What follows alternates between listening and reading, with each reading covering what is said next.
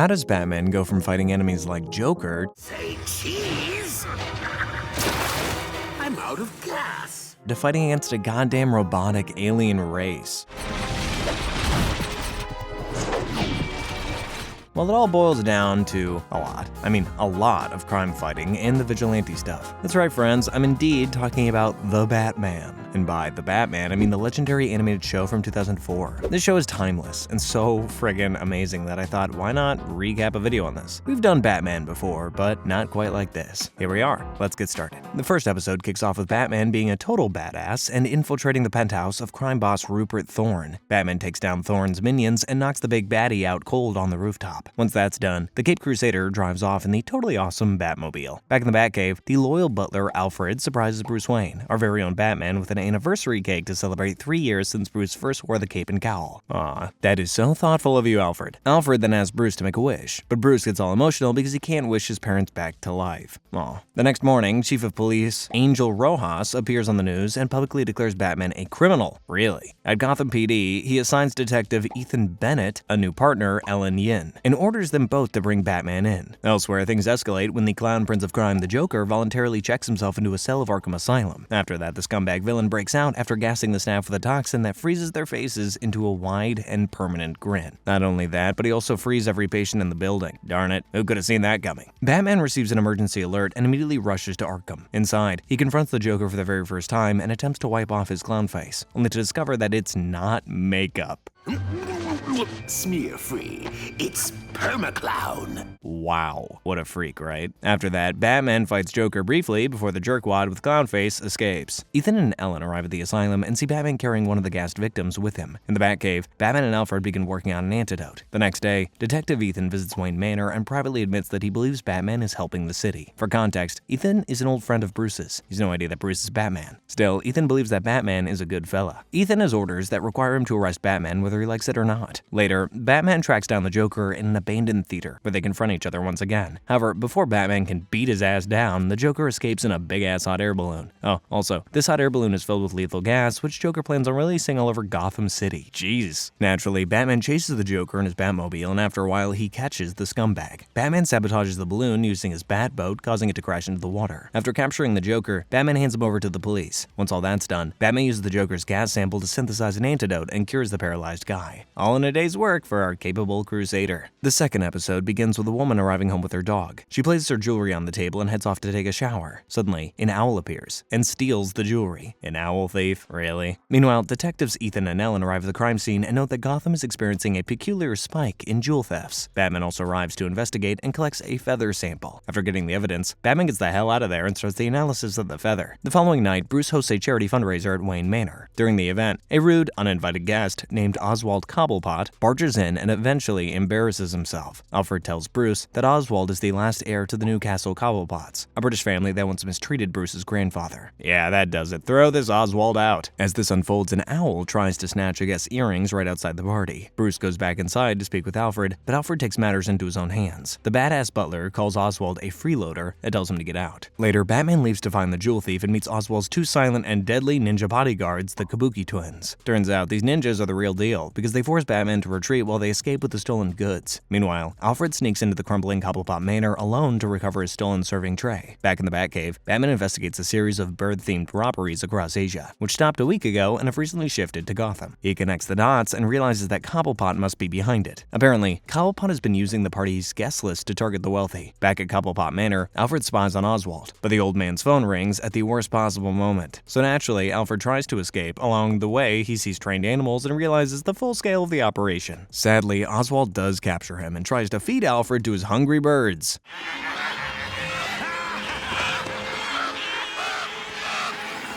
No, not Alfred. Fortunately, Batman arrives just in time and drives the birds off with a sonic emitter. Whew. Not only that, but Batman also traps the Kabuki twins in a cage. Oswald, now calling himself the Penguin, attacks Batman with his umbrella and martial arts. But of course, Batman defeats the ugly bastard and hands him over to the police. Unfortunately, during all this mess, the Kabuki twins escape without being noticed. Finally, we see Bruce asking Ethan if Batman's presence is the very thing drawing dangerous criminals to Gotham. That is a tough question. The third episode kicks off with 3 frustrated mob bosses having a meeting about Batman. The scums decide to hire a South American mercenary named Bane to eliminate Batman once and for all. Yeah, good luck with that. In the Batcave, Bruce is busy working on a massive and cool bat armor. Meanwhile, Bane launches an attack on an armored car to lure in Batman. Obviously, the trick works, because Bruce gets the alert on his crime-tracking alarm, the Batwave, and rushes to the scene in his Batmobile. Detectives Ethan and Yin also get the alert and start moving toward the location. Batman arrives at the location and easily kicks Bane's butt. However, things take an ugly turn when Bane injects himself with a drug, transforming himself into a big-ass and even uglier brute.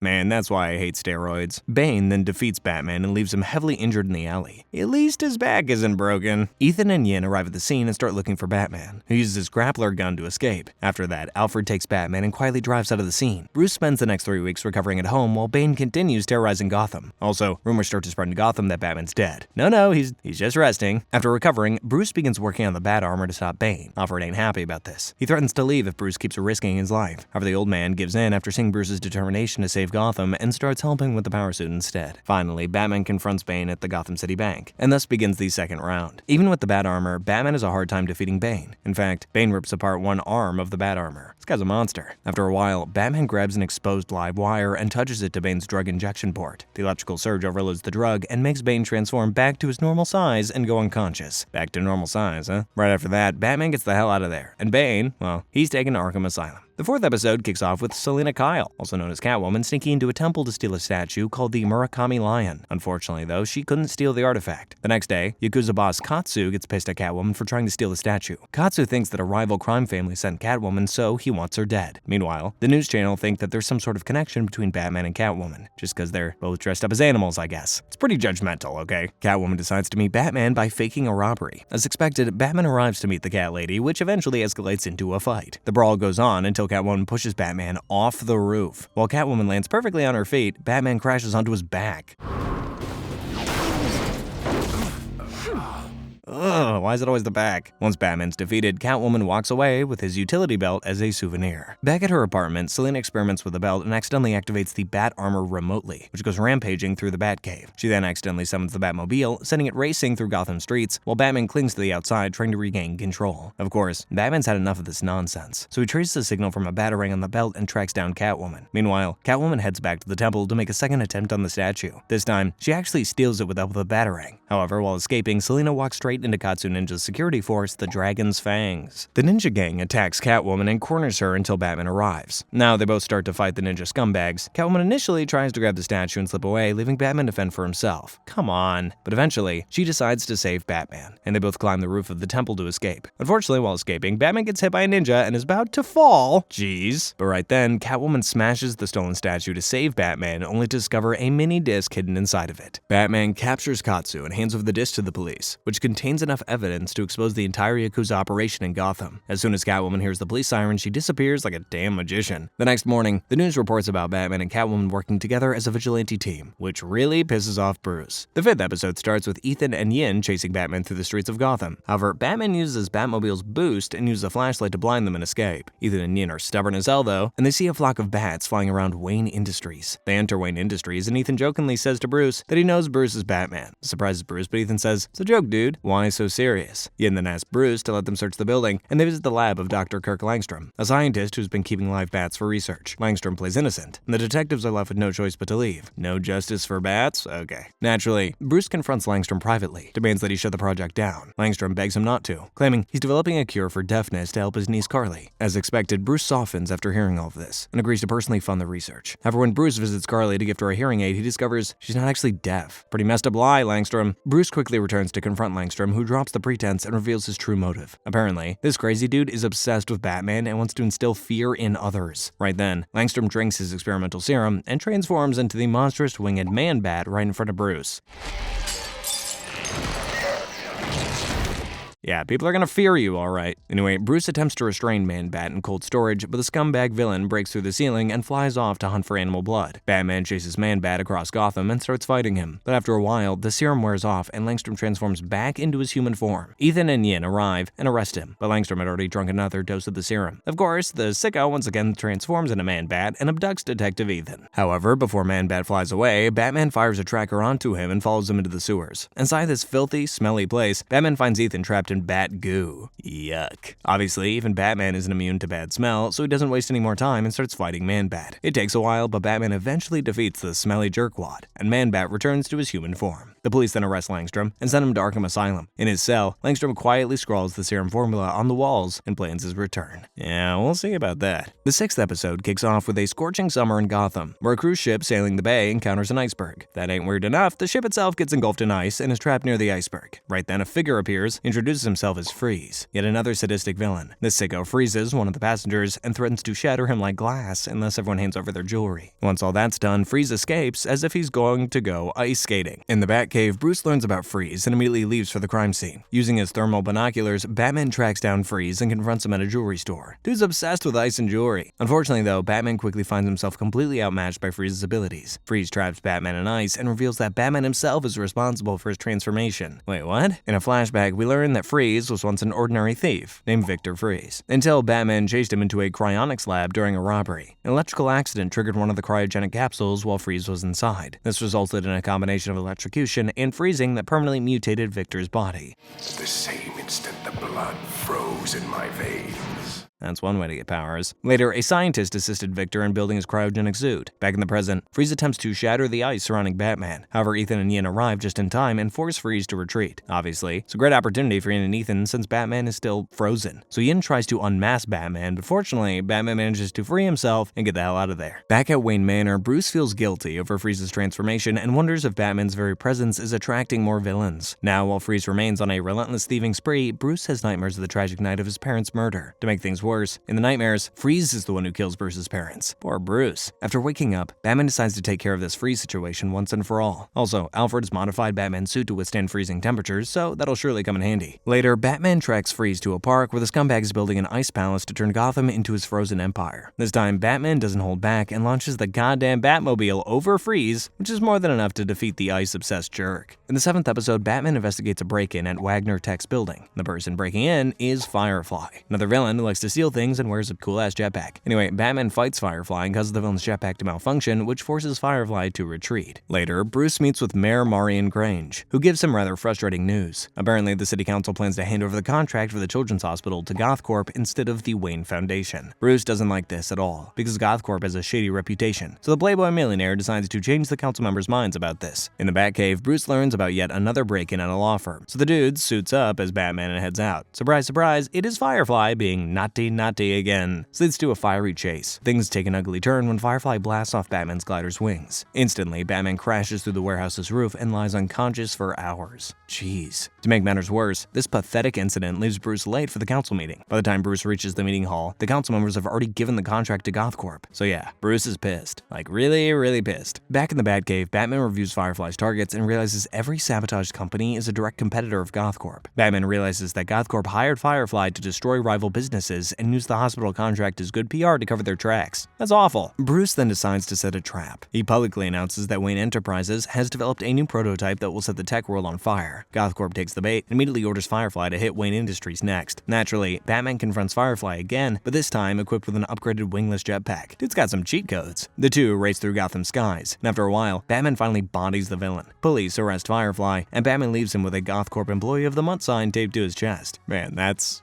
hilarious. Of course, the council immediately strips GothCorp of all city contracts and returns the hospital project to Wayne Industries. All is right in Gotham again. The 8th episode kicks off at the grand opening of a grocery store. The main guest, Roz Darren, is unexpectedly humiliated by two little people who then kidnap him. For real? On the same day, pianist Herbert Ziegler is performing a concert when he's humiliated and taken away as well. And well, Bruce watches all of it from the VIP booth. Naturally, Batman follows the kidnappers who, by the way, are traveling in a really small car. Shockingly, the kidnappers enter a tunnel that's too narrow for Batman's massive-ass glass vehicle to pass through. In the Batcave, Bruce searches for a connection between Roz and Herbert, finds that they worked together 30 years ago on a game show for kids called Think Thank Thunk. Bruce watches the show and deduces that the man involved in the kidnapping could likely be Arthur Brown. Apparently, Arthur's 12-week winning streak ended against another contestant named Yelena, and Arthur's mother accused the show of being rigged and filed a lawsuit but lost. After that, Arthur vanished from public life entirely. Bruce also learns that Yelena became a world-class chess champion and is playing in Gotham tonight, so yeah, she could very well be the next person to get kidnapped. In the stadium, Yelena plays chess against a computer until the chess pieces start moving on their own. She's also humiliated in front of the whole audience and gets kidnapped. However, as the kidnappers are taking Yelena, Batman arrives and confronts the 6 little people. They all have their faces hidden and numbers written on their masks. One more and we'd have the 7 dwarves. Anyway, some of the little people gang up on Batman while others take Yelena in the car. Now all 3 victims end up in the basement of Arthur's mother's house. That's one heck of a reunion. There we meet Arthur, who now calls himself Clue Master. Clue Master wants revenge for losing a game show, so he forced the 3 captives to complete in a twisted remake of Think Thank Thunk. Wait, well that's not so bad, right? Well, the twist is that every wrong answer brings the victims closer to a pool of acid, so I actually spoke too soon. Fortunately, Batman tracks down Clue Master, who offers Batsy a bonus round. If Batman can answer one question that Clue Master can't answer, he will release all the hostages. Batman thinks for a moment and then asks, what is the true identity of Batman? Dude, that's smart. Of course, Clue Master gets pissed because he doesn't know the answer, so the scumbag pushes the button to release the hostages into an acid pit. However, Batsy not only saves the hostages, but also defeats the Clue Master like a total badass.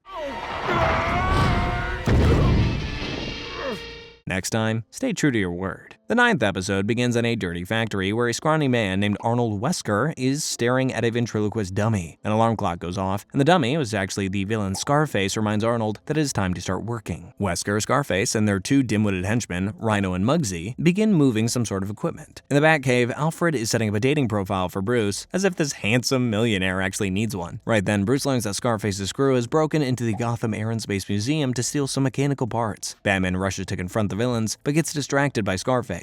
Muggsy and Rhino use the chance to trap Batsy under a moon lander and allow Scarface to escape with a stolen component. In the Batcave, Batman tries to learn everything about Wesker and Scarface using the Bat computer. Just then, someone called Becky pops up with a chat request on the dating website. Guess what? Batman not only accepts the request, but also has a long conversation. Really? Meanwhile, Scarface gathers his crew and informs them that they're just one step away from pulling off their big heist. Bruce, on the other end, tells Alfred he plans to meet Becky at a cafe the next morning. However, the excitement doesn't last for long because Scarface breaks into a computer factory, so Batman has no choice but to handle this mess. Batsy races to confront these vibe killers, and during the fight, both Batman and Wesker mistakenly destroy the Scarface dummy. Scarface is in a bad state, like, really bad, so he tells Wesker they should get the hell out of there. Despite all the chaos, Wesker actually manages to escape with Scarface, but Batman successfully captures Rhino and Muggsy, so Batman interrogates the minion duo about their plans. Elsewhere, with everything they've stolen so far, Wesker rebuilds Scarface as a massive metal robot and uses it to rob the Gotham Bank Gold Reserve. Oh, also this time, it's Wesker who's controlling this giant-ass frustrating robot. Anyway, Batman engages in a fierce battle with the robot giant and tries to target Wesker directly. When that doesn't work, Batman splashes acid on the robot's face. Why in the hell are you carrying acid? Oh, I forgot, it's Batman, come on, he can do anything. After that, Batman shoves Scarface into an oncoming train, which smashes the damn thing into 1,000 pieces. So yeah, the Scarface dummy, definitely a goner, I think. And Wesker gets ready to taste the cafeteria food at Arkham Asylum. Meanwhile, at a cafe, Becky waits for Bruce, but Alfred arrives alone to offer his apologies. Come on, Bruce. Up above, Batman observes all this from a rooftop and rushes to yet another crime scene. Dude is so dedicated to Gotham. If you love it so much, why don't you marry it? The 10th episode begins at a courthouse late that night where Judge Wigzell hears a noise and goes to investigate. To his surprise, he finds the Joker waiting for him. The Joker then fires a ray gun at the judge, which seals the poor guy inside a giant concrete slab. Also, this slab sort of looks like a playing card. That is a terrifying and very specific ray gun. Later, detectives Ethan and Yin arrive to investigate and discover the judge trapped inside the card. As they attempt to free Wigzell, the Joker drags him away like it's a frickin' toy. Of course, Batman pursues the sick bastard in the Batmobile, but the sly Joker gets away. Back at the Batcave, Batman uncovers the Joker's plan to turn 52 people into a complete deck of human playing cards. What? Batsy then heads to the Joker's last known hideout where he engages in a fight with the clown. But during the fight, Batman realizes that he's actually facing an Arkham orderly named Nolan. What the hell? Apparently, the real Joker had threatened Nolan into carrying out his sick plans. During the confrontation, Nolan fires a ray gun at Batman. Fortunately, though, though, the weapon backfires and transforms Nolan into a card. That's a little Uno reverse for ya.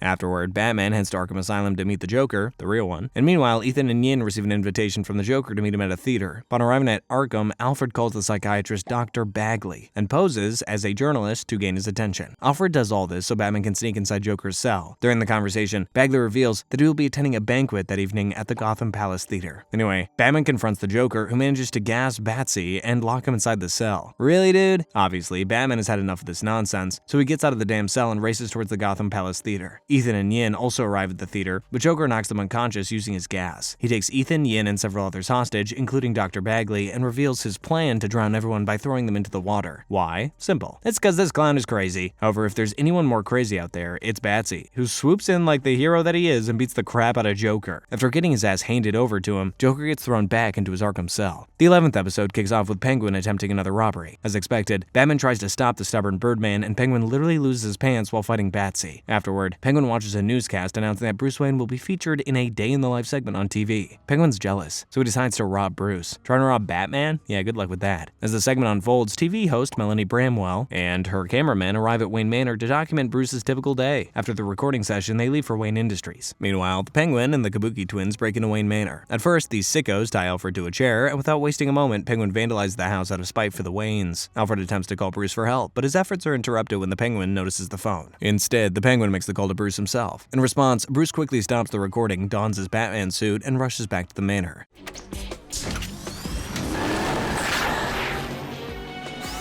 Time for a serious ass-whooping. After arriving at the manor, Batman starts fighting the Penguin. Melanie and her cameraman also arrive at Wayne Manor and start filming the fight like it's some kind of action movie. During the fight, Penguin knocks Batman out and announces he will reveal Batman's identity on live television. Oh no! At this moment, Alfred manages to free himself and swings a chair at the Penguin's head to grab his attention. This allows Batman to break free, and he resumes fighting the enemies. And this time, Batman defeats Penguin and the Kabuki twins. Finally, Bruce pretends like he's just arriving at the manor like it's all chill. However, Melanie begins to suspect that he might be Batman, since they've never seen Batman and Bruce together. To get rid of her suspicions, Alfred steps out dressed in the Batman costume while Bruce stays with Melanie. Perks of having a butler, I guess. Afterward, Penguin is taken away to Arkham, and this dude actually feels good thinking he at least managed to steal the spotlight from Bruce. The 12th episode begins with Joker crashing through the gate of Gotham Bank, accompanied by his minions Punch and Judy. Armed with a new weapon called Joker Putty, Joker sprays the vault gate. Surprisingly, this special putty converts any material into springy rubber. Joker uses the same weapon to escape the police after robbing the bank. Later, the GCPD, Chief Rojas warns everybody about his new zero-tolerance policy for vigilantes, which also brands Batman as a criminal. Really? Ethan tries to convince Rojas that Batman can be a friend, which pisses him off. The Chief then orders Ethan to capture Batman as a test of his loyalty. Later that night, Batman runs into Joker and tries to fight him off. However, Batsy's stopped by Ethan, who demands that he surrender. Of course, Joker sees the opportunity to escape, and since Batman has no good reason to stay, he also flees. Back at the manor, Bruce decides to reveal his identity as Batman to his best friend Ethan, believing that Ethan could become a valuable ally. Not a good idea. Meanwhile, at the GCPD, Chief Rojas gives a lot of crap to Ethan for failing to capture either Batman or Joker. Later, Bruce and Ethan meet at a diner, where Bruce gets on the verge of disclosing his secret. Just then, the Batwave goes off and alerts both men about the Joker's latest activity at an art gallery. Great timing, Joker. Ethan rushes to the scene as a detective while Bruce slips away to suit up. At a gallery, Ethan confronts Joker, but Punch knocks him out cold and takes him captive. Of course, good old Batman tracks down Joker to save Ethan. It takes some major bat foo, but Batsy eventually saves his friend and defeats Joker. However, during all the chaos, Ethan inhales fumes from a shattered canister of Joker putty. Darn it. To make things worse for Ethan, Ross suspends the guy for telling the media that Batman captured Joker. Later that night, Ethan looks in the mirror and watches his skin begin to melt. Oh man, that's not good. The final episode of Season 1 picks up right where the last one left off. Ethan's skin begins to melt and mutate, and his vocal cords harden with clay, so the poor guy is unable to even speak. In desperation, Ethan gets outside and pleads for help, but everyone just gets terrified seeing him. Even 2 police officers call for backup and get this situation, or rather, Ethan under control. Oh, also, since Ethan's face has been melting like clay, he gets a new name, Clayface. In the Batcave, Bruce is worried about Ethan when the Batwave goes off, so Batsy springs into action and watches firefighters spraying Clayface with water, causing him to melt into the sewer. Batman follows him underground, unaware that he's been chasing not a villain but a friend. Oh, it's awful. Meanwhile, Clayface is pissed at Rojas for firing him, so the newly formed villain decides to take his revenge. Without wasting much time, Clayface attacks Ross in his office, but Batman arrives just in time to save him. Although Clayface manages to escape, Batman picks up the trail and starts following the guy. Batman really likes following people in the show. Initially, Clayface tries to avoid a confrontation, but eventually he decides to brawl with Batman. Ian is also there, ultimately leading Clayface to abandon his fight and flee. Back at the Batcave, Bruce puts everything together and realizes that Clayface is none other than Ethan. Bruce calls Yin, who also reaches the same heartbreaking conclusion. On the other hand, Clayface transforms himself into Yin to meet Rojas.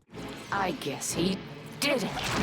But he's learning. Okay, this Clay power can be used for good, dude. Just to flex even more, Clayface later transforms into a police officer and kidnaps Rojas. Both Batman and Yin track down Clayface, and Batman manages to save Rojas by freezing Clayface's arm. However, during the fight, Clayface gets the upper hand and almost kills Batman. That's crazy. Taken down by a lump of clay. But the savior Yin intervenes right on time and pleads with Ethan not to cross the damn line of killing somebody. This makes Ethan break down in tears, and immediately after that, he escapes into the sewers. Yin approaches Batman and wonders if she should unmask him. But then she says, nah, after realizing that Gotham actually needs Batman, and so does the DC universe. In fact, Yin allows Batman to escape before the cops can capture him, allowing the show to continue on for another season. The first episode of Season 2 begins with Catwoman sneaking into a Gotham museum to steal a rare cat relic. However, the scumbag Penguin gets to it first. Instead of confronting the jerk, Catwoman flirts with Penguin, who reveals there's another matching relic. So now, Penguin and Catwoman team up to steal the second relic. Well, that's good. Back at the Batcave, Bruce learns that Penguin has stolen the first relic and is now after the second. Batman rushes to the museum that's holding the relic, but unfortunately, he arrives too late. Penguin and Catwoman are already there, and the irritating duo somehow managed to overpower Batsy. Pretty surprising. Well, wait for what's next. In a surprising twist, Penguin betrays Catwoman before she has a chance to double-cross him. He handcuffs Catwoman to Batman, and the worst part is that the cuffs are rigged to explode. Fortunately, Batsy manages to stop the timer just in time, saving both himself and Catwoman. They're still handcuffed, but that's a problem for another day. Batman and Catwoman now decide to beat Penguin's ass together after arriving at the jerkwad's hideout. Meanwhile, Yin is shocked to learn that Batman is partnered with Catwoman. Yeah, you don't know the full story, okay? Inside the hideout, Batman discovers a book about the relics that states that they can harness the power of the sun. At the same time, Penguin contacts the GCPD to demand money as ransom. He even demonstrates the relic's power by firing a beam of sunlight that destroys a statue outside the GCPD's building. Jesus, give him the money, guys. Unfortunately for Penguin's bank account, Batman and Catwoman track him down and take away the relic. After defeating Penguin and retrieving the keys to the handcuffs, Catwoman betrays Batman and tries to steal the relic herself. Oh, come on. However, Batman stops her and uses the same handcuffs on both Penguin and Catwoman. But guess what? The notorious duo escapes with the help of Penguin's umbrella. Afterward, Batman tells Yin to keep the two relics miles away from each other. Batman also offers to take one of the relics himself for safekeeping. Surprisingly, Yin agrees because she's actually started to trust the Caped Crusader. The second episode begins with Yin and a police officer attempting to defuse a bomb. The only way to deactivate it is by solving a riddle. Rojas orders everybody to evacuate, but Yin chooses to stay behind. Just in time, Batman swoops in from the shadows and solves the riddle without raising suspicion. That's one way to impress a gal. Suddenly, a spotlight illuminates the ground as Riddler, a know-it-all villain, invites the puzzle solver to step forward. Yin walks into the light, and Riddler broadcasts their conversation over the police radio. He presents Yin with a riddle and asks her to drive to the Gotham Bridge to solve it. But of course, good old Batman secretly follows her using his jetpack. As Yin approaches the scene, Riddler reveals that the bridge is rigged with bombs. Yin focuses on solving the riddle, and Rojas arrives at the scene despite the fact that Riddler has asked the cops to stay away. Come on, dude, what are you doing? Riddler gets pissed at Rojas and remotely accelerates the van toward the bridge. Although Yin successfully solves the riddle, Riddler crashes the van into a bridge pillar. Fortunately, Batman pulls Yin to safety just before the crash. Thank God. Moving on, the Riddler challenges Yin with a series of riddles to defuse multiple bombs, which she solves with Batman's help. Finally, the smart-ass villain presents Yin with a riddle that has no answer. Batman realizes that the remaining bombs are fake. The entire bomb scavenger hunt is simply a distraction. The Riddler's true plan is to hack Gotham's database beneath City Hall all along. Batman and Yin rush underground where they find the Riddler doing the usual hacking stuff. Typing, clicking, computers. However, the Riddler knocks out Yin and Batman with sleeping gas. This jerk then straps both of them into a lie detector machine and plays a game of 20 question to uncover Batman's identity. When Batman lies, Yin receives increasing electric shocks, and the same goes with Batman when Yin lies. Answer falsely, Batman, and Yinzy here gets more than just the shock of learning your identity. Pretty sadistic jerk. At one point, Riddler moves toward Yin, so Batman tells another lie to activate the shocking machine. Yin seizes the opportunity and shoves the Riddler directly into the machine's blast to electrocute the bastard. Batman quickly frees himself and Yin, ultimately defeating the Riddler. The third episode kicks off with Gotham covered in snow and Firefly stealing equipment from a building. Batman does his best to capture the pesky Fly, but he fails. In fact, Batman almost gets killed in a blast triggered by Firefly. At an abandoned railway yard, Firefly delivers the stolen equipment to Freeze and claims that he killed Batman. Yeah, right. Freeze asks if Firefly saw Batman's body, and of course, Firefly says, nah. Anyway, Freeze doesn't care about anything except for freezing Gotham. Meanwhile, at Wayne Manor, Alfred reminds Bruce about the police charity gala he's supposed to attend that evening. Just then, the Batwave activates and alerts him to a break-in at Wayne Industries where Freeze has been attempting to steal liquid nitrogen. Of course, Batman confronts the crazy dude and forces him to flee on an ice slide. At the charity gala, Rojas speaks with Bruce and says that he hates Batman. Yin then pulls Bruce aside, revealing that she knows he genuinely cares about Gotham and isn't just a playboy. Man, I thought the dude got caught for sure this time. Meanwhile, Freeze activates his cryo-accelerator at the gala, freezing every cop in the building. Fortunately, Bruce manages to avoid being encased in ice just in time. The guy frees himself, suits up, and heads out as Batman to melt Freeze's ice. Batman tracks down Freeze and Firefly after realizing that their next target is City Hall. Immediately upon arrival, Batman tricks Firefly into firing directly at the cryo-accelerator, which destroys the whole thing. Obviously, Freeze gets so pissed off that he freezes poor Firefly. However, when Freeze attempts to ice Batman as well, Firefly manages to break free and attack Freeze. Karma. As the two villains fight, Batman activates a heating machine that had been frozen. Just as Freeze defeats Firefly and turns his attention to Batman, the heat from the machine overwhelms the frosty jerk. Batman then hits the reset button on the heating system, melting every frozen officer in Gotham. Outside the gala, Rojas orders the newly freed officers to arrest Batman. However, every officer ignores the guy and starts applauding for Batman instead.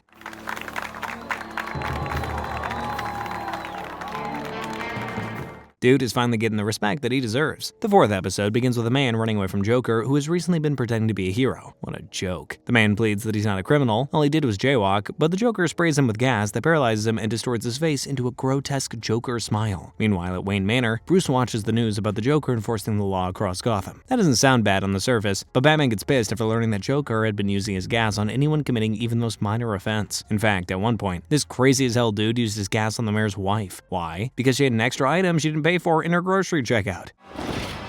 Sheila! Sheila!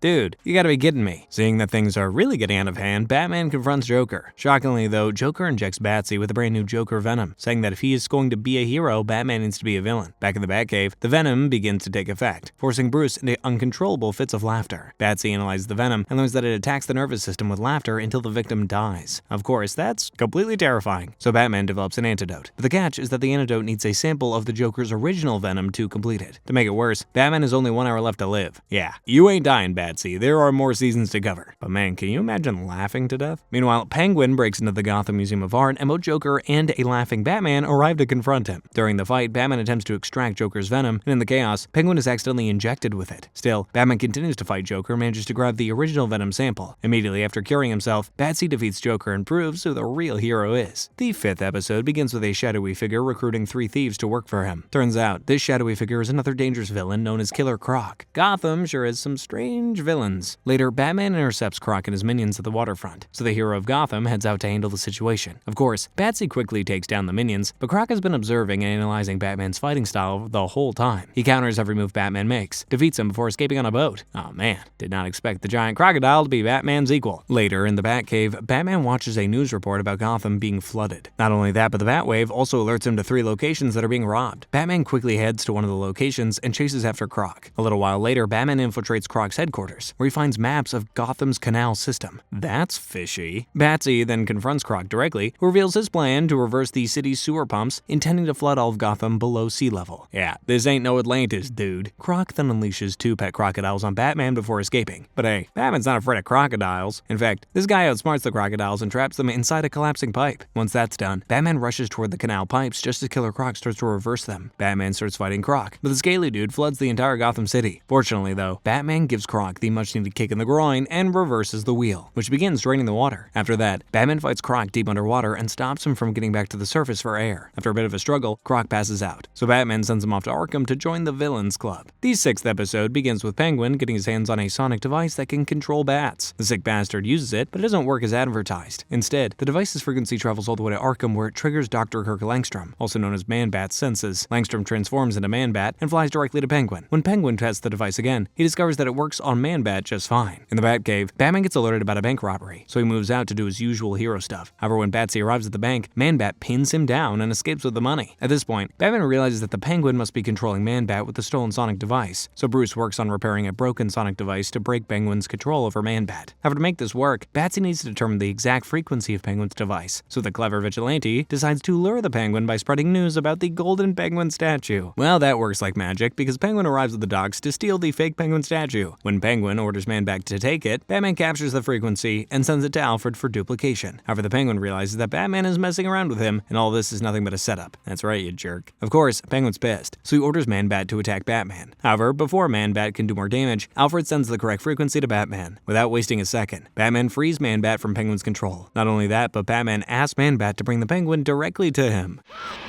Vince, help me! Oh, someone please!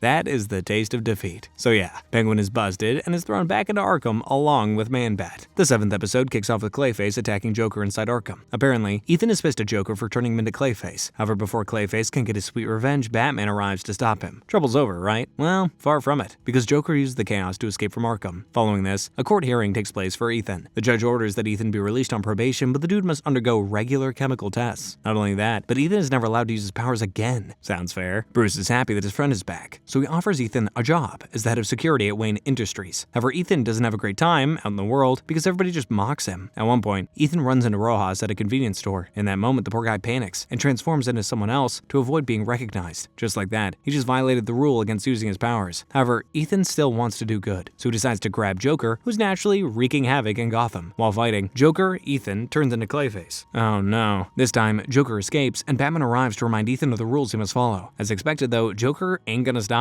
so he breaks into Wayne Industries. Ethan is there, but he decides not to trigger the alarm so he can face the villain as Clayface. Batman also arrives, and for a while, Batman and Clayface fight Joker together. But after a bit, Batman starts to scold Ethan for breaking the rules, which is a little hypocritical, Batsy. At this point, Ethan gets so frustrated that he turns against Batman. In fact, in a moment of rage, Clayface nearly kills Batman. However, he ultimately decides to release Batsy and takes the jewelry bag from the Joker. Since Ethan has finally embraced Clayface, Ian throws an ice capsule to freeze him. Finally, Clayface is sadly sent back to Arkham to pay for his crimes. The 8th episode begins with Joker hijacking a TV transmission to introduce his new show, Joker and the Mayor. The show will premiere tonight, and the sick clown wants to kidnap Mayor Grange to co-star in the first episode. Bruce quickly suits up to prevent this. Meanwhile, Yin and her new partner, Detective Cash Tankinson, rush to the mayor's office. Mayor Grange is currently surrounded by police for his protection. However, one of the officers begins laughing, revealing himself to be the Joker in disguise. And while Joker uses gas to render the officers useless and grabs the mayor. Cash and Yin arrive just in time, but the Joker uses a punch gun, a punch gun, you heard that right, on Cash and drops a playing card next to him. Batman tries to stop Joker, but guess what? Cash points a gun at Batman instead. He completely ignores a criminal like Joker so he can capture a good man like Batman. That's next level stupid. Just then, Yin arrives and blinds Cash with her car's headlights, allowing Batman to slip away. Back in the Batcave, Alfred sees on the television that Joker has used his laughing gas on the mayor. Not only that, but the sadistic jerk has also robbed a bank. Seriously? How much money do you need, Joker? Moving on, Joker announces Cash as his next co-star. And Cash, well, he follows the instructions written on the back of the playing card and walks straight into Joker's lair. Dude thought he would capture Joker alone, but he gets captured instead. Joker now releases the gas on Cash, and to make things even trickier for Batman, he uses a transmitter to release this wretched gas all over Gotham. Fortunately though, Batman catches up to Joker and destroys the transmitter. Once that's done, Joker gets his deserved ass beating from Batsy. After all this, Yin also saves Cash and the mayor with Batman's help. Later, Yin suggests that Cash take it easy for a while. However, the dude informs Yin that he's applied for a desk job. Requested a transfer to a desk job. Need a break from the action. Wow, man had one rough day and he's already switching jobs. The 9th episode begins with Catwoman fighting with Ragdoll, another one of Gotham's villains who likes to steal things. Why are we fighting? You may ask. Well, these two idiots are fighting over the only animation cell from a 1923 cartoon titled Kitty Cat Follies. If you find one for Dragon Ball, count me in as well. Anyway, Batman arrives on the scene to beat sense into both of them, but Catwoman and Ragdoll escape, and yes, Ragdoll takes the animation cell with him. At a banquet, a frustrated Selina seeks a new target. That's when she spots Bruce. The two hit it off, and she arranges a dinner date at Wayne Manor to secretly steal his valuables. In her defense, Bruce actually wouldn't mind sparing a few $1,000s. Meanwhile, Ragdoll is also at the banquet in civilian clothes. He notices Bruce and begins to devise his own robbery plan. At Wayne Manor, Bruce and Selina enjoy their dinner until Ragdoll barges in to steal. Well, steal everything. However, both Selina and Bruce plan to track her on Ragdoll before he escapes. Later, Batman devises a plan to lure both Catwoman and Ragdoll. For that, he reopens the Gotham clock tower for a public tour. The dude also spreads rumors about the Cat's Eye emeralds, which are allegedly hidden inside the old Wayne family clock tower. As anticipated, both Catwoman and Ragdoll arrive like dogs smelling steak, and yeah, Batman captures them both. However, Ragdoll manages to cut them free and throws Batman's cape into the tower's massive gears. As the gears pull Batman closer, Catwoman quickly cuts off the cape, stating that she prefers Batman alive. Yeah, we all prefer him alive. At this moment, Ragdoll finds the Cat's Eye emeralds and tries to run off with them. They're real? However, Batman and Catwoman manage to capture the jerk. Catwoman sees the emeralds, but she hands them over to Batman when he stares at her like dudes in love. Later at a dinner, Bruce gives Selina the proceeds from the emerald auction, trusting her to donate the money to charity. And, well, Selina does donate the money to the Gotham Pet Shelter Network. Maybe a cat can change her stripes. The 10th episode starts with a twist. Apparently, Alfred, yes, our very own Alfred, has stolen an antique vase from Wayne Manor. Turns out Alfred has done that in his sleep. Absolutely no memory of where he kept the vase. Sleepwalking, kleptomania, and amnesia? I surely require professional help.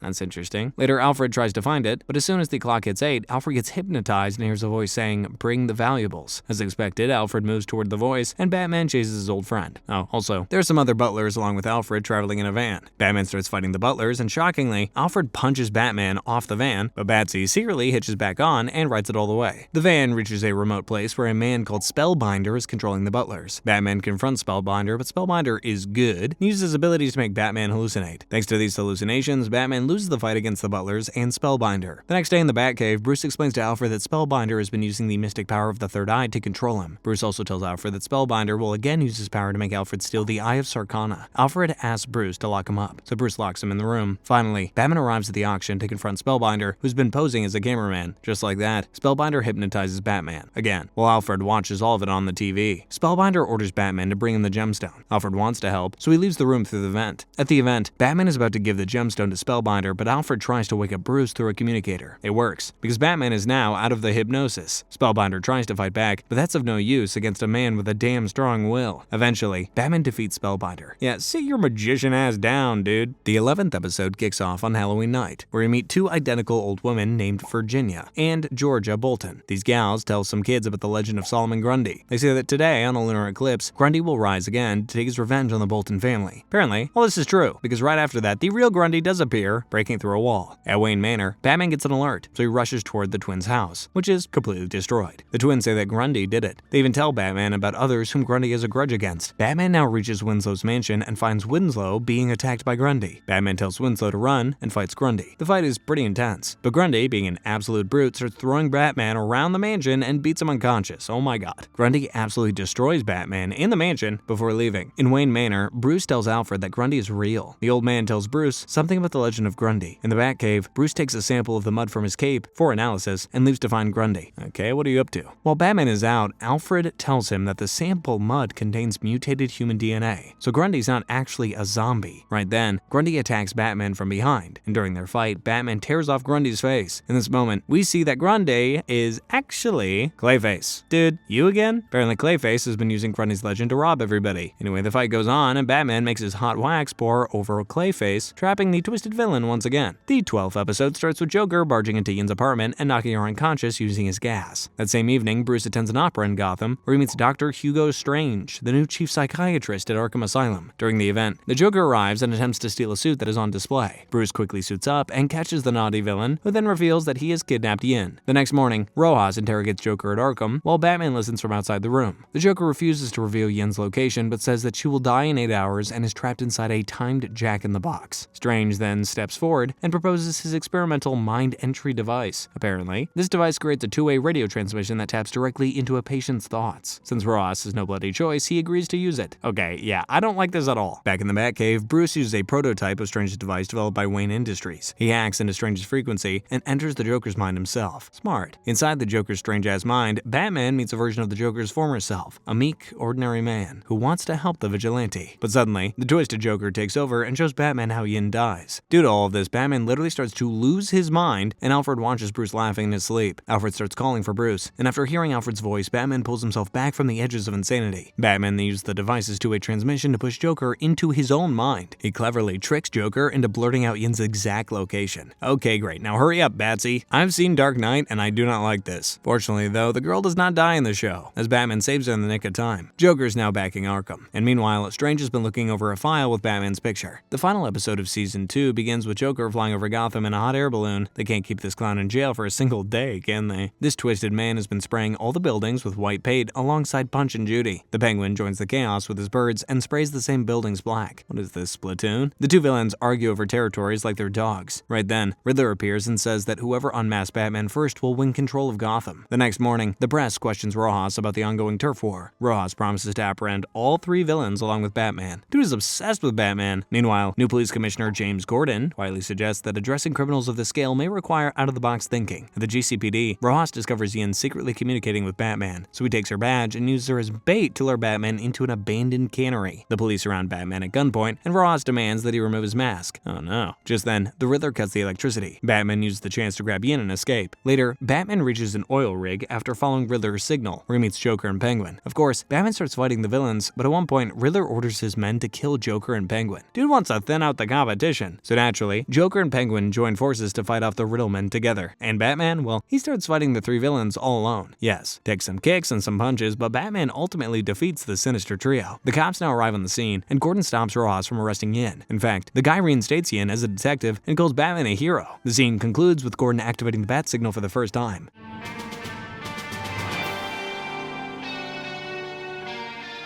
Man, ain't that just beautiful? The first episode of Season 3 begins with Batman confronting a new enemy named Poison Ivy. This Ivy girl can control an army of mutant plants, and with them at her disposal, she quickly defeats Batman. Poison Ivy then reveals that Gordon is tied up and being held hostage. Right then, a new mysterious vigilante, Batgirl, also known as Barbara Gordon, enters the scene. And yeah, if it's not evident enough, Barbara is Commissioner Gordon's daughter. Unfortunately for Batgirl, though, Batman is currently being controlled by Poison Ivy, so our very own Batsy starts attacking Batgirl. In that moment, Batgirl tells how all of this started. The night before, Tembler, a mercenary, breaks into a chemical plant on the orders of a mysterious individual. Ooh, mystery. Using his specialized gloves, he destroys the entire building like it's some Lego set. When Batman tries to stop him, Tembler buries him under rubble and manages to escape. Gordon then reveals that this is the third building that's been destroyed in just 1 week. Meanwhile, Barbara and her best friend Pamela sneak into the office of Chlorogene CEO Ronald Dawson. Why? Well, because they want to disrupt his operations as part of their eco-protest. They evade the guards and manage to escape, but as they walk down the street, they encounter Gordon. Gordon tells Barbara to stay away from Pamela because she's what he calls trouble. Back in the Batcave, Bruce intercepts a communication device he discovers while confronting Tembler. He overhears a conversation in which Pamela instructs Tembler to destroy Chlorogene's headquarters. Well, that's just great. During dinner, Gordon makes Barbara realize that Pamela is the one ordering Tembler to target factories. Moving on, Batman intercepts Pamela's new orders for Tembler, and Barbara also arrives at the factory to confront Pamela directly. However, Tembler's pissed that Pamela hasn't paid him. Yet don't stiff the guy who can blow up buildings. As expected, Tembler destroys the ground, which sends Barbara flying, and he starts chasing Pamela. However, Batman arrives just in time to save her. Although Batman manages to destroy Tembler's gloves, the resulting aftershocks cause some chemicals to spill directly onto Pamela. Ultimately, the police arrest Tembler and load Pamela into an ambulance. Inside the ambulance, Pamela's eyes begin to glow green. What the hell? The second episode continues from where the previous one left off. The ambulance is on its way to the hospital when a giant plant knocks it over and carries Pamela out of the vehicle. The strange plant takes Pamela to a greenhouse near Gotham Central Park. There, Pamela is wrapped inside a healing plant cocoon. What is going on? Meanwhile, Batman investigates the abandoned ambulance and discovers a leaf. At Gordon's home, Gordon gives an earful to Barbara for her eco-protest activities. In the next moment, Gordon learns that Pamela is missing from the ambulance. In the Batcave, Bruce analyzes the leaf and discovers that this is no ordinary leaf. While in the greenhouse, Pamela wakes up, fully merged with the plant mutagens. She looks different. And not only that, but Pamela can now grow plants and control them on command.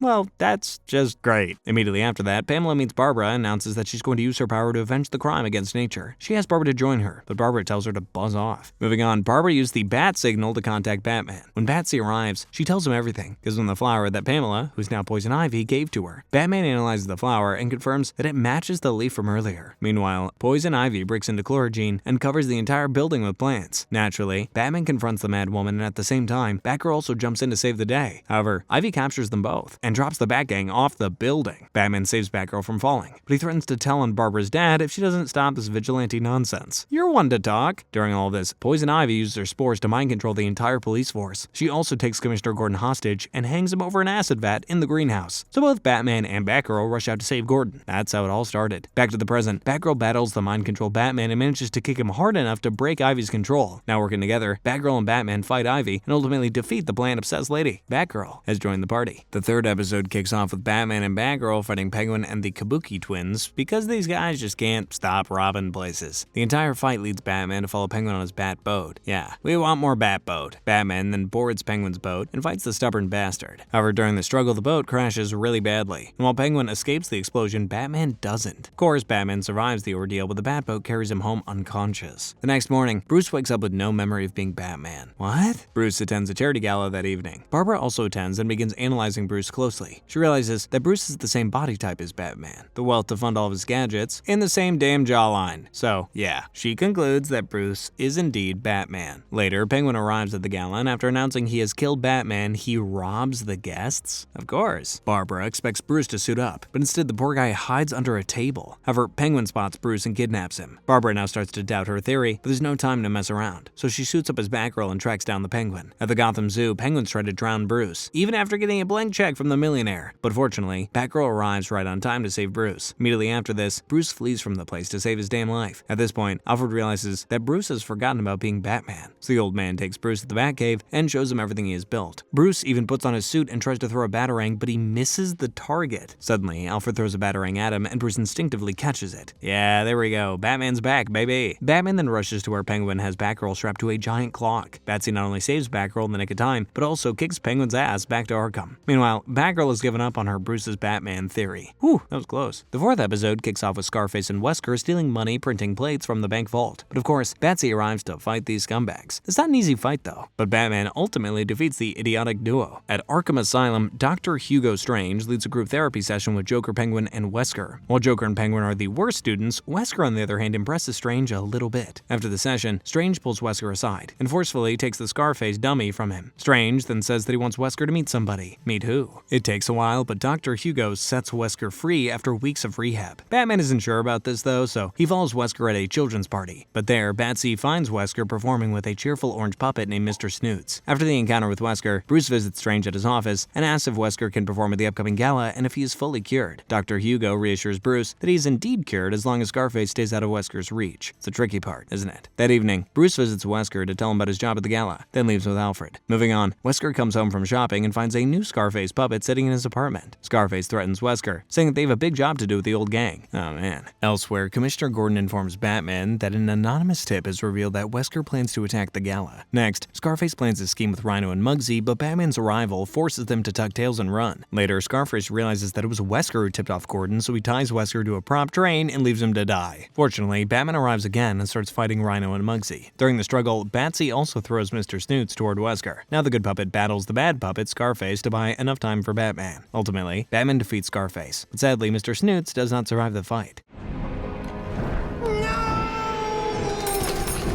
Darn it. Wesker breaks down in tears over his beloved puppet. Afterward, Batman tells Dr. Hugo that he isn't cool with the doctor's methods of treatment. The fifth episode begins with a charity race, where Bruce gets defeated by a mysterious man named Gearhead. Bruce knows that this Gearhead dude isn't a good one and won't actually give the money to charity. Turns out Bruce is right, because later Gearhead tries to rob a truck carrying loads of money. Batman tries to stop the greedy scumbag, but Gearhead outmaneuvers Bats at every turn, with hacking and nanotech. The Batmobile sustains heavy damage and ultimately goes off a cliff. Batman manages to eject just in time, but he watches helplessly as his car explodes at the bottom.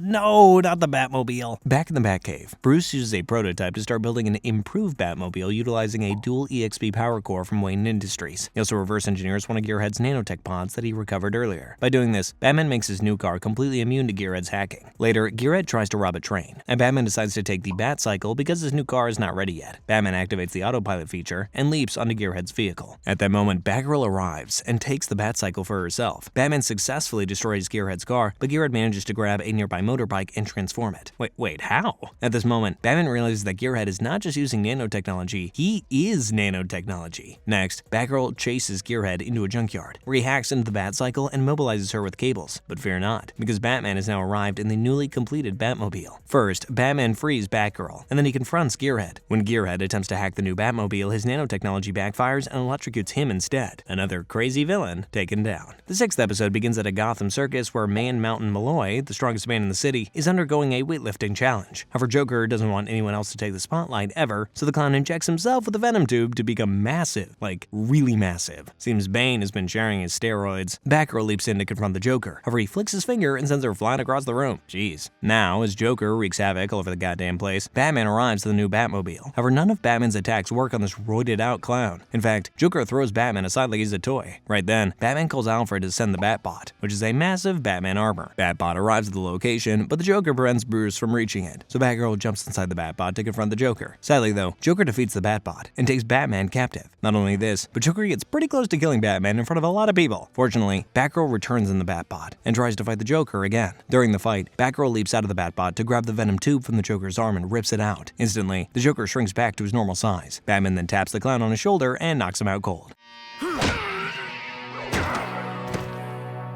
The 7th episode begins with Batman and Batgirl investigating the theft of a black Siberian leopard. Batgirl suspects Catwoman must be responsible for the theft, but Batman says, not possible. Batman also says that a new black leopard is set to arrive in Gotham the next day. Later that night, Catwoman actually attempts to steal the second leopard. Batman and Batgirl confront her, and while she denies stealing the first one, she admits to stealing this one. Okay, but why steal a leopard? In the chaos, she releases a group of guerrillas on Batman and manages to tie Batgirl before escaping with the leopard. Outside, the Joker intercepts Catwoman and uses the gas to knock her unconscious. At his hideout, the Joker reveals that he stole both leopards for a wealthy hunter named Kilgore Steed, who hunts endangered animals on his private island. In exchange, Steed promised to give the Joker 2 hyenas. As Joker lowers Catwoman into a giant biting machine, Batman and Batgirl crash in with the Batmobile. Of course, Joker escapes, and Batman moves to arrest Catwoman with a heavy heart. However, Catwoman convinces Batman that she knows where Joker's headed. Despite Batgirl's objections, Batman decides to let Catwoman lead the way. Meanwhile, Joker has reached Steed's island, where he gasses the wealthy scumbag and takes control of the island. Batman, Batgirl, and Catwoman also reach the island.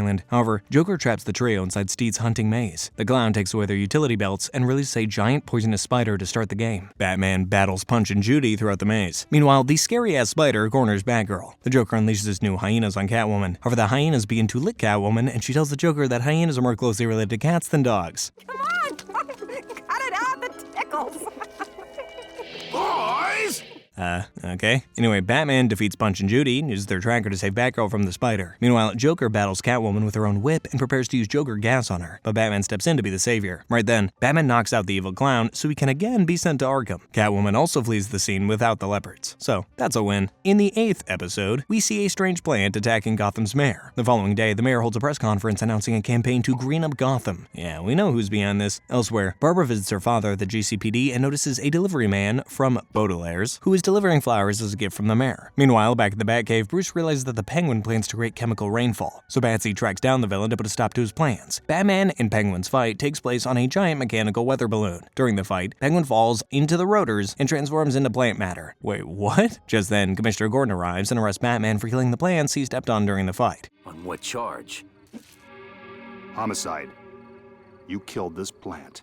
Are you kidding me? Inside the police station, all cops transform into plants and attack Batman. He fights off these plant attackers, or whatever they are, and escapes in the Batmobile. Batman realizes that plant clones of people are everywhere, and one of them is Gordon. Right after this, Batman hurries to save Barbara from Plant Gordon. Then, Batman and Batgirl head to Baudelaire's, the shop where the flowers are coming from. Inside of it, Batman discovers an underground passage where he finds all the replaced people within pods. This is when Poison Ivy reveals herself. Ivy tells the Bat Duo that she's replaced Gotham's powerful officials with plant clones. Meanwhile, the real people are inside a shared dream of a lush green Gotham. Unfortunately, Poison Ivy traps both Batman and Batgirl in pods, forcing them to experience the same dream as everybody else. However, Batman's mask emits an electronic pulse that brings him back to reality. He then frees Batgirl and Commissioner Gordon. When they come out of the underground hideout, Batman and Batgirl spot a weather balloon drifting away. Apparently, this weather balloon is the reason why plant clones exist, so Batman fires a highly concentrated herbicide directly at the weather machine, dissolving all the clones. What about Ivy? Well, she accepts her defeat and cries over all the dead plants. You gotta kinda feel a little bad for her. Plants are people too. to her. In the 9th episode, Bruce stands before a boardroom and announces that Wayne Industries has successfully shut down Crank Co. Toys. It's because the company's products are too dangerous for children. During the conversation, a toy robot from Cosmo Crank himself arrives on a hover disc. Crank's pissed that Bruce has shut down his corrupt company, so he wants to kill the Playboy millionaire. Of course, the board members flee, so Bruce calls in his Batmobile. Batman does his best to catch this jerk, but Crank still manages to get away. At Wayne Manor, Gordon assigns Cash as Bruce's personal bodyguard until Crank is captured. Meanwhile, Sly Crank sends a remote-controlled toy to the manor to kill Bruce. However, Bruce manages to disable it without letting Cash know that he's Batman. Later, Bruce quietly sneaks out when he notices Cash sleeping like a baby. Meanwhile, Batman goes to investigate Crank's factory, where he's attacked by a swarm of robots. Batman barely gets the hell out of there alive and accepts that this toy situation is getting out of hand. After returning home, Bruce tries to slip back into bed, but Cash catches him. Cash thinks that Bruce went out to party. Yeah, a toy party. Cash is pissed at Bruce for risking his life, so the detective briefly handcuffs himself to Bruce.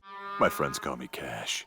So, Cash, think we could, lose these now? Well, that's trouble. The next morning, Crank crashes an event by appearing on a giant spinning top with mechanical arms. Bruce is also there, so Crank grabs Bruce and takes the guy to a hidden underground paradise of toys called Cranky Land. Cash tries to chase Crank, but he can only run so much. Shockingly, Crank plans to dip Bruce into molten plastic and turn him into an action figure. Jesus, is that what my Batman action figure actually was? However, Bruce secretly breaks out of the spinner and puts on the Batman suit. Crank then summons his entire army of Zoom pets. Of course, Batman effortlessly defeats them while Cash struggles to keep up and even takes an ice cream break. Eventually, Batman takes the toy remote from Crank and turns every toy against their maker. Afterward, the police arrive and take Crank away for being crazy as hell and a terrible businessman. The 10th episode kicks off with Joker punching Judy sabotaging the mayor's annual chili cook-off event. However, Batman and Batgirl arrive right on time to save the day for the mayor. Sadly though, the villainous trio escapes to their hideout where Joker realizes that he needs a real sidekick like Batman has with Batgirl. Meanwhile, at school, Barbara's classmate Donnie troubles her by, well, being a jerk. The same Donnie then performs at a comedy club, but he ain't very funny, as literally nobody laughs. However, the sly Joker is there and he praises Donnie, suggests becoming his sidekick. Come on, not Barbara's classmate. It does take some effort, but Donnie eventually agrees to become Joker's sidekick. Joker then takes the boy to his hideout, where he gives Donnie a costume and the name Prank. Soon after that, Joker and Prank attack the police with giant gumballs. Of course, Batman and Batgirl arrive to stop them, but it really is not that easy this time. While Batman gets trapped in bubblegum, Batgirl realizes that Prank is actually Donnie. Even Prank hesitates to kill Batgirl because it isn't that easy to kill somebody. Joker uses the distraction and knocks Batgirl out. The sick clown almost kills the poor gal by tying her to a giant gumball. Fortunately though, Batman escapes the gum and saves Batgirl with a batarang, but Joker and Prank escape. Back at the hideout, Joker gets pissed at Prank for hesitating to kill Batgirl. In fact, Joker gets so damn pissed that he throws Donnie into the chemical vat that created his clown appearance.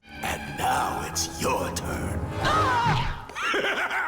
Jeez. Donnie barely hangs on from falling, and that's when Batman and Batgirl arrive. Batgirl tries to save Donnie, but Joker sabotages her grappling hook to force her to cling to Donnie to avoid falling. Cheeky bastard. However, Batgirl doesn't take long to beat the crap out of Joker, and once that's done, he helps both Batgirl and Donnie. But Joker isn't down for good. Instead, he gets up and pulls a gun on Batman and Batgirl. Donnie, on the other hand, has had enough of Joker's creepy laugh, so the boy knocks Joker out with a boxing glove. Donnie? That's what you would call a punchline. The 11th episode kicks off with Gotham's mayoral election, where Maxie Zeus runs against Mayor Grange. While Grange is great, Zeus is greatly stupid as he proposes replacing the police with his gladiators, which is basically his private force wearing fancy Greek armor. Come on. Of course, Grange wins the election, and Bruce publicly introduces Grange as the winner. However, during Grange's victory speech, Zeus hijacks the city screens and unveils his massive airship, the New Olympus, which he plans to use to rule Gotham. To prove that he's for real, Zeus immediately proceeds to attack City Hall. Naturally, Batgirl and Batman make a move against Zeus. Batman tries to get on Zeus's ship, but is shot down. Batgirl, on the other hand, somehow manages to enter the ship. Inside, Batgirl discovers the power systems and cuts some cables. By doing this, Batgirl stops the countdown to an attack on the Gotham Bay Bridge, but the weapon still remains active. Right after this, Batman arrives in his Batwing to battle Zeus's defenses and fighter planes, and after some struggle, Batman somehow lands on the airship. That doesn't seem so good as of now, because as soon as he steps on the ship, Zeus's gladiators capture him. Without wasting a moment, Zeus prepares to kill Batman, but Batgirl steps in and reveals that she's stolen the Master Bolt transducer, the device that powers up the ship's weapons. Zeus is pissed, so he starts chasing down Batgirl while Batman frees himself from the gladiators. Batgirl reaches the core room, where she destroys the transducer. To make things worse for Zeus, Batman also joins Batgirl in the fight. During it, Zeus accidentally damages the power core, which forces the gladiators to abandon the ship. Batman and Batgirl also realize the airship is about to freaking crash into Gotham. Batman wants Batgirl to escape, but the girl has some ideas about how to get out of this. Batgirl steers the ship towards the water while Batman handles the scumbag, Zeus. During this chaos, Batman and Zeus fall off the ship. But hey, Batman always carries a parachute, among many other things. Once the crisis is over, Batman gives Batgirl her own gadgets and a Batwave communicator to make this sidekick gig official.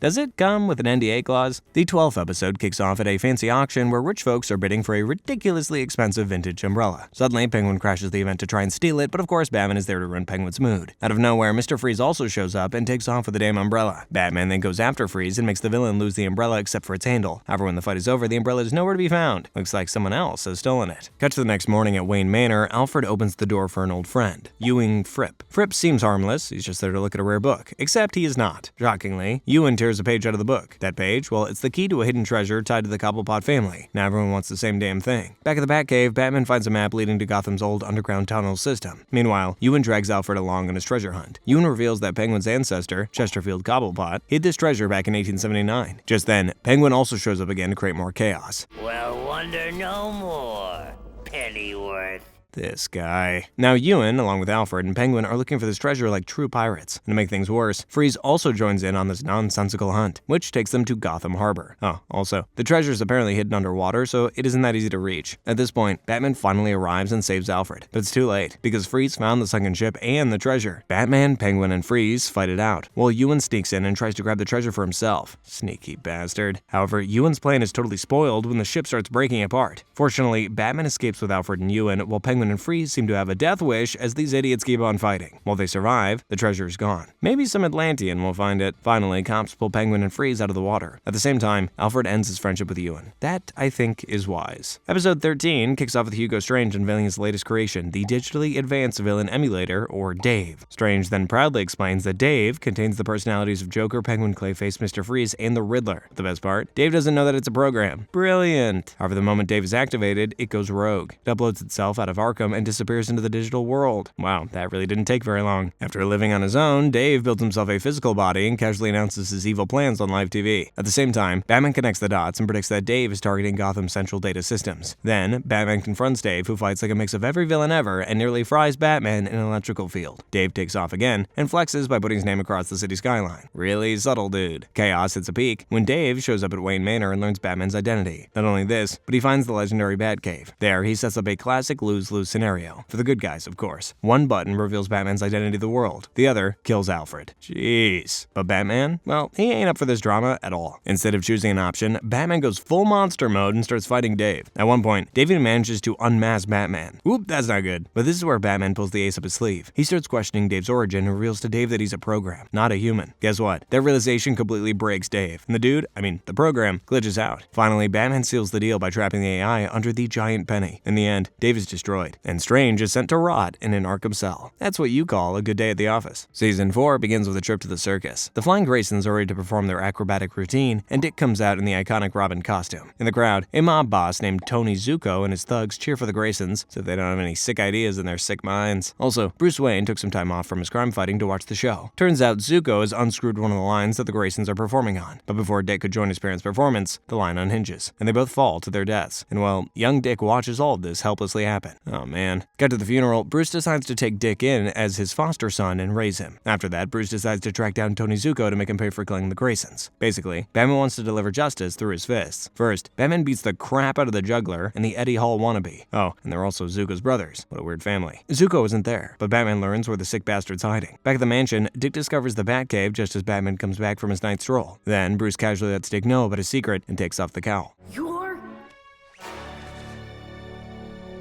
Cut to the circus, Batman is looking for Zuko, and in the Batcave, Dick finds out Batman's location and goes after him wearing his costume. Well, in an unusual turn of events, Batman is outwitted by Zuko. Shockingly, Zuko ties up Batman and starts throwing knives at him. Then, Dick drops a bag of sand and saves Bruce just in the nick of time, and makes the classic superhero landing. Yeah, boy! Dick then begins to beat Zuko's ass right and left, and in the meantime, Batman frees himself and joins in the beating. Zuko tries to run away and slips from the same platform from which the Graysons fell. That's what you call karma. Surprisingly though, Dick swoops in and saves the jerk from hitting the ground. The two then hand over Zuko to the police, and then Dick casually asks Batman to become his sidekick, to which Batman says, yeah. Dick then chooses his hero name, Robin. The second part kicks off with the Penguin planning to assemble a team of all the Gotham baddies. Meanwhile, Batman and Robin help Batgirl take down a Ben 10-looking Bane. Over with Penguin, the dude is pissed that Bane can't be part of the team. To make things worse, Penguin invited Joker, Mr. Freeze, and Riddler to join the team, and the guys say, "This sounds fun, but no thanks." That leaves Croc, Ragdoll, Firefly, and Penguin in the newly assembled supervillain team-up. Just then, a new guy called Killer Moth walks in to join the villains. The next day, Team Penguin goes out to pull its first robbery at a warehouse, but as expected, Batman and co. show up. Almost immediately, Robin lunges at Penguin while Batgirl takes on Ragdoll and Killer Moth. Batsy, on the other hand, is busy with Killer Croc. Unfortunately, though, Team Penguin buries Team Bats under a pile of barrels and makes their escape with the stolen chemicals. Batman then uses his gadgets to get out from under the barrels and save both his sidekicks. In the Batcave, Batman casually reveals his identity to Batgirl. Just like that, Batgirl then concludes that the new sidekick is Dick Grayson. Dick also learns that Batgirl is Barbara Gordon. Glad we all know each other's names now. Cut to Team Penguin's location. These criminals are planning to break into the mansion of another billionaire, Robert Howard. As it turns out, Penguin wants to steal a ruby-encrusted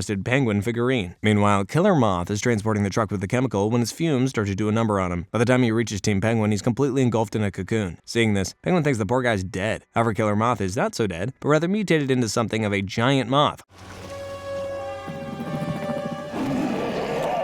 Holy moly. Then Team Bats arrives at the scene. Everybody starts fighting each other. Takes some impressive teamwork, but Team Bats eventually defeats Team Penguin. Yeah, they win despite the fact that the giant-ass Killer Moth was on the enemy's team. Finally, Team Penguin gets escorted to their personal quarters inside Gotham Prison by the GCPD. Episode 3 opens up at a dog food factory with Joker attempting to dump the Joker poison onto the dog food. Well, Joker's plan is pretty stupid, to be honest, and is exactly what his henchman says to him. However, Joker doesn't know that this minion is actually Clayface. But just as Clayface is about to end the Joker, Batman and Robin arrive to stop him. In a surprising turn of events, Clayface listens to Batman and puts Joker down, but doesn't stop there. Ethan wants to turn himself in to face punishment for his crimes. In fact, Ethan has even called the police on himself and Joker already. Wait, what the hell is going on? Next, at the auditions for a commercial for Waggy Time Dog Food, Basil Carlo doesn't land the role. After getting rejected, the dude storms out all pissed off. Meanwhile, Bruce visits Ethan at Arkham and tells him Wayne Industries is very close to a cure for his Clayface condition. But Ethan doesn't want to be normal now. He wants to help people with his gifts. At the diner, Carlo watches the news about Wayne Industries' cure for the Clayface and decides this is his chance to hit the jackpot. He then breaks into Wayne Industries and tries to run in with the cure, but he gets cornered by the security. Seeing no way out, Carlo gulps the whole jar in one go and becomes the new Clayface. And that was a terrible cure. Carlo then makes his escape rather easily. Back at his usual diner, Carlo sees the news identifying him as the new Clayface. He gets worried at first, but the sicko takes pride when people around him scream and run away after realizing that he's Clayface. Carlo then robs a bank while performing for the security cameras. Rather,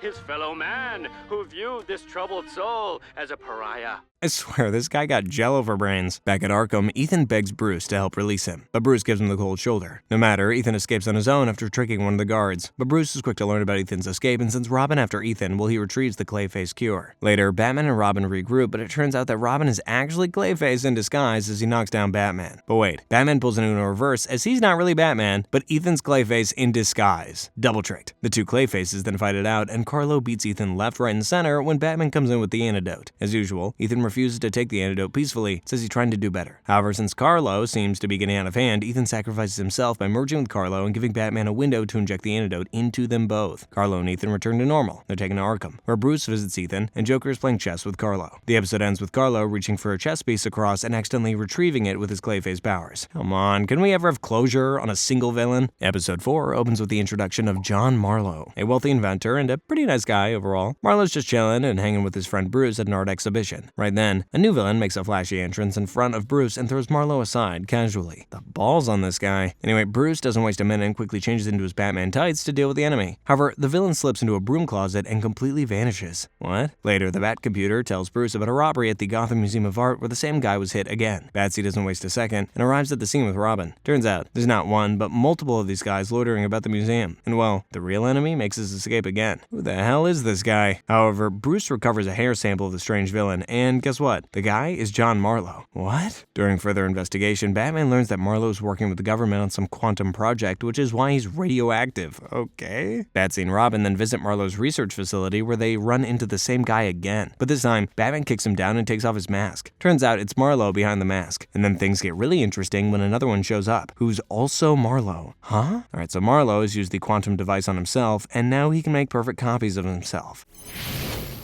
And replicate another me. Pretty crafty. Marlowe then reintroduces himself as the Everywhere Man. Turns out, not only can Marlowe make copies of himself, but any physical object. But wait, the story gets interesting when Robin opens up a cell and finds an imprisoned John Marlowe inside. At the same time, Batman figures out that the Marlowe he's talking to isn't real. Turns out he's the first copy Marlowe made who basically became his evil twin. Damn, this is getting spicier every second. Then Batman makes the first copy of Marlowe spill all the information about the real John Marlowe's whereabouts. Then Batman goes to find the real Marlowe and the copies attack him. During the fight, Robin pulls out a prototype of Marlowe's and multiplies himself to even the odds. Nice move, kid. During the fight, Batman turns the copies against the first copy of Marlowe to end the fight. And finally, the real Marlowe gets rid of his first copy and ends the Everywhere Man nightmare once and for all. Episode 5 kicks off with another villainous jerkbag, Black Mask, threatening Commissioner Gordon that he'll blow up Gotham if the Commish doesn't agree to his demand for money. However, Batman, Robin, and Batgirl easily take down Black Mask and spoil his poorly planned attack. With the Black Mask behind bars, the city feels safe, but the bomb is still out there, and Batsy won't rest easy until he finds it. Back in the Batcave, Batman hacks into Black Mask's computer to find the bomb. He puts Robin and Batgirl on surveillance duty in case things go sideways. During the investigation, police officers can't seem to get Black Mask's mask off of him. Dude can't even be identified with his fingerprints. It's like the guy doesn't exist. That's strange. Anyway, as Batman looks for the bomb, he runs into Black Mask thugs and gets captured. Next, number 1, which means the number 1 thug, greets Batman and tells him that they're going to break Black Mask out of jail. As promised, Black Mask thugs try to get him out of the GCPD by letting sleep gas into the building. However, Robin and Batgirl smack the hell out of Black Mask again and throw him back in a jail cell. Oof. Just then, a whole lot of Black Mask thugs show up outside GCPD to make things difficult for the Bat Kids. However, Batgirl initiates a lockdown to keep the bad guys from breaking in. But the thugs in number 1 bring out a plasma cutter to cut through the gates. And these guys are crafty. After entering the building, the thugs capture both Robin and Batgirl by using a taser gun on the sidekicks. Hey, they're kids. Now, with Robin and Batgirl in a cell and Black Mask outside of his, number 1 brings out the bomb. Cut to Batman, who activates his utility belt to get out of the cage. Finally. At the same time, Batgirl also frees herself, and Robin uses a lockpick concealed in his boot. As Black Mask and team are making their escape, the masked villain shoots his number 1 because he let some kids get the better of him. Oh well. To make things worse for the masked villain, the kids come back again to spoil his plans. Meanwhile, Black Mask has already started the countdown for the bomb, but his plan again goes kaput as the bomb doesn't detonate when the timer runs out. It turns out it's Batman who's already disarmed the bomb. Robin and Batgirl finally put Black Mask back in the GCPD cell for good this time, saving Gotham City once again. Episode 6 kicks off with Gotham City filled with zombies, and Batman is working tirelessly to get rid of these mindless monsters. To cure the city of this disease, Batman has placed explosives all around the city. Doesn't really make sense. Anyway, just as Batsy's about to detonate the bomb, 2 relatively small figures with capes attack him from behind. Right then, we shift back to 48 hours before to see how in the hell this has all happened. In Wayne Manor, Batman learns that Dr. Hugo Strange wants to meet him, so Bats takes Dick along to see the scientist. At Arkham, Strange flat out tells Batsy about his plan to release a gas in Gotham City that would turn everybody into zombies, and the psychopathic Dr. Strange has already taken an antidote to save himself. Strange offers Batman a vial of the antidote as well. Oh, and Strange also reveals that the zombie condition will become permanent if anybody infected isn't given the antidote within 48 hours. To make things worse, Dr. Strange has already released the gas for public consumption. What? No warning at all? Quite instantly, Batman and Robin get attacked by zombies, so they flee the scene. Later, Batman and Robin find out that Commissioner Gordon has also been turned into a zombie, and the policemen attack Bats and Robin.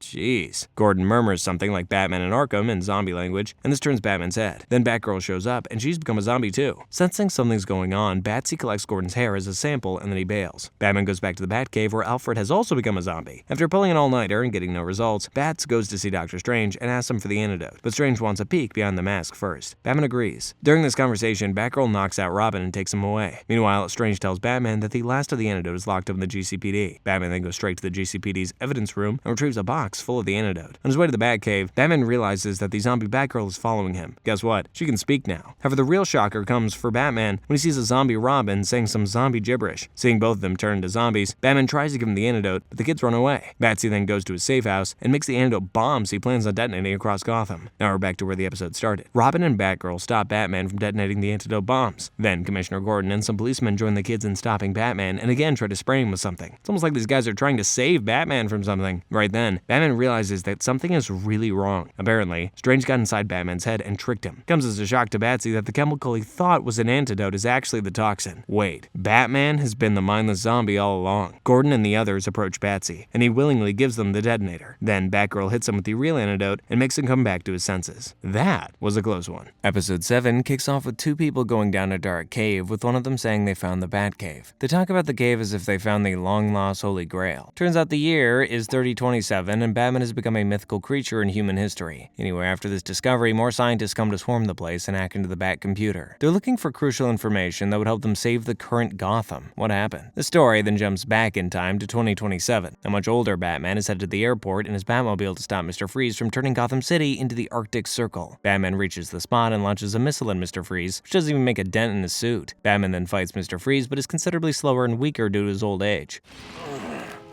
When did this get so hard?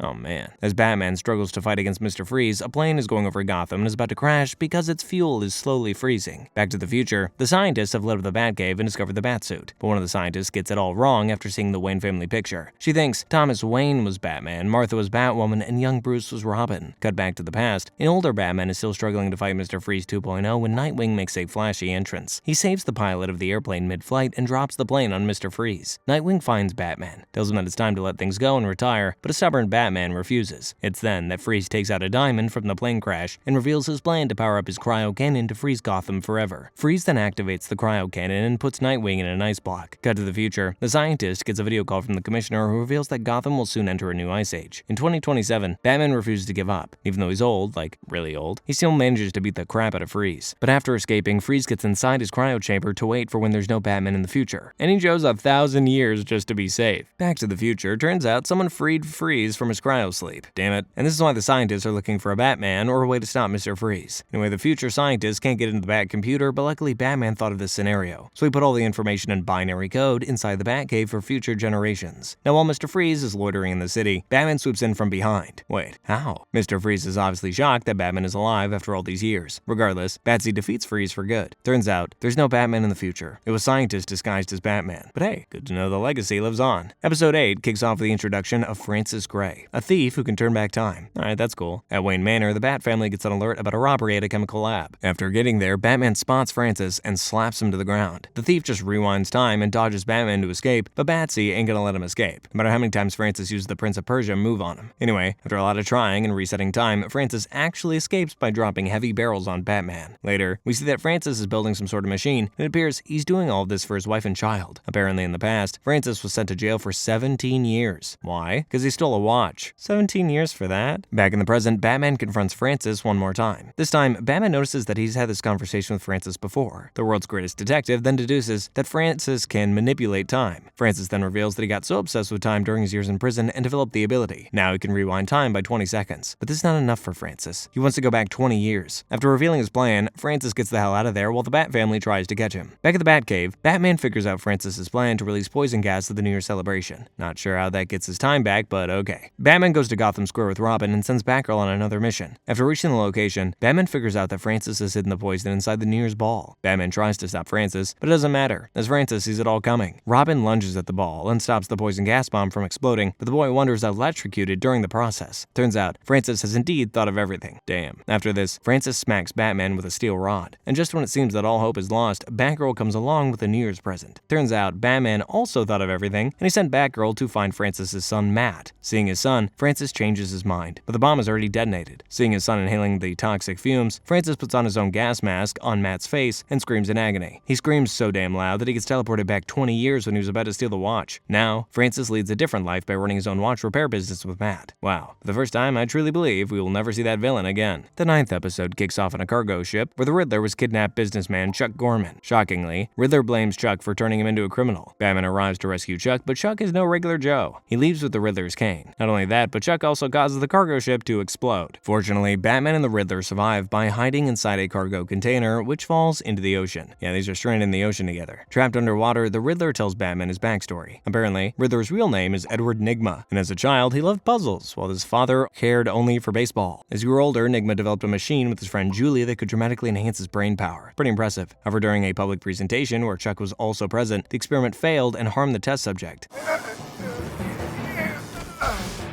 Call an ambulance.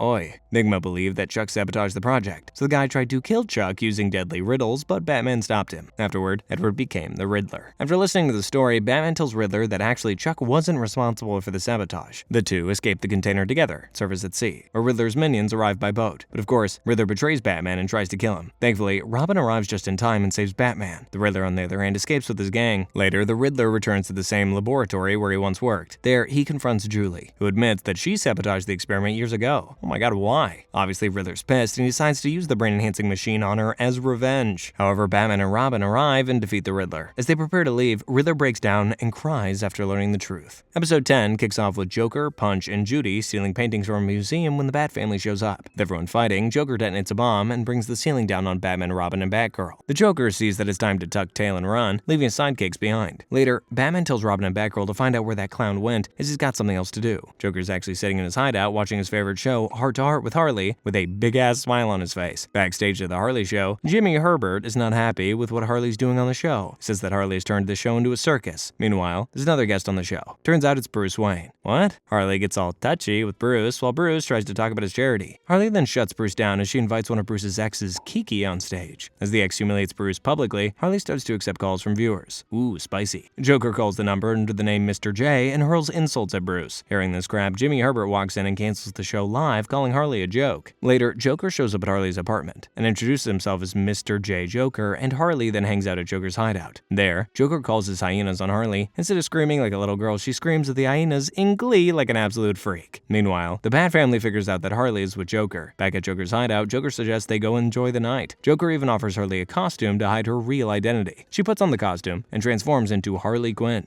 Harleen Quinzel becomes Harley Quinn! Waiting for her to show up. The two weirdos then go out and wreak havoc in Gotham till Batman comes and ruins their fun. The next day, Harley sees herself exposed on the news channel, and now she wants revenge on a doctor who's calling her crazy on TV. Joker loves the idea, so the crazy duo crashes Dr. Blaine's TV show with the hyenas. Batgirl's already there to stop the craziness, but Joker drops the studio structure on Batgirl and traps her. Batman and Robin arrive at the party. The crazy duo set explosives around the studio. Fortunately, though, the Bat family defeats Joker and Harley, forcing Joker to make a run for it and leaving Harley behind. In the end, Batman turns Harley over to the police, but in the police car, Harley finds a message from Joker. Yeah, I guess you could say they're in a relationship now. Great. Episode 11 kicks off with Killer Croc getting captured by someone called Rumor, who apparently has the ability to go invisible. Also, Croc isn't the only one Rumor is captured. In fact, this guy's captured many more just like him. Meanwhile, Batman and Robin watch the news about the new vigilante. Turns out, the news folks like Rumor better than Batman and Robin. Now, that's not fair. Bats and Robin head out to another crime scene where the villain's already taken care of by Rumor. Looks like he really is efficient. But one thing isn't sitting well with Bats. Why in the hell's the new guy collecting villains like Pokemon? As Batman tries to figure all this out, Rumor also takes in Catwoman and Penguin. During all this, Rumor drops a piece of his special clothing, and well, Batman takes it with him to learn more about Rumor. Turns out, the invisible tech cloth is from Karin Industries, so Batman begins his detective work. Back at Rumor's secret facility, the new guy reveals that he's planning a mass execution of the villains. He's colder than the Arctic Pole, but before that, he needs one last villain, Joker. Meanwhile, Bats and Robin visit Paul Karin, the owner of Karin Industries. Turns out, Paul's in a wheelchair and is not a Batman fan since the Cape Crusader failed to save Paul from Joker. But Batsy sneaks back into the facility and catches Paul wearing the same exosuit as Rumor. Well, that just about confirms it. Back in Joker's hideout, Rumor shows up tearing a hole in the ceiling and beating Joker's goons like a hot knife through butter.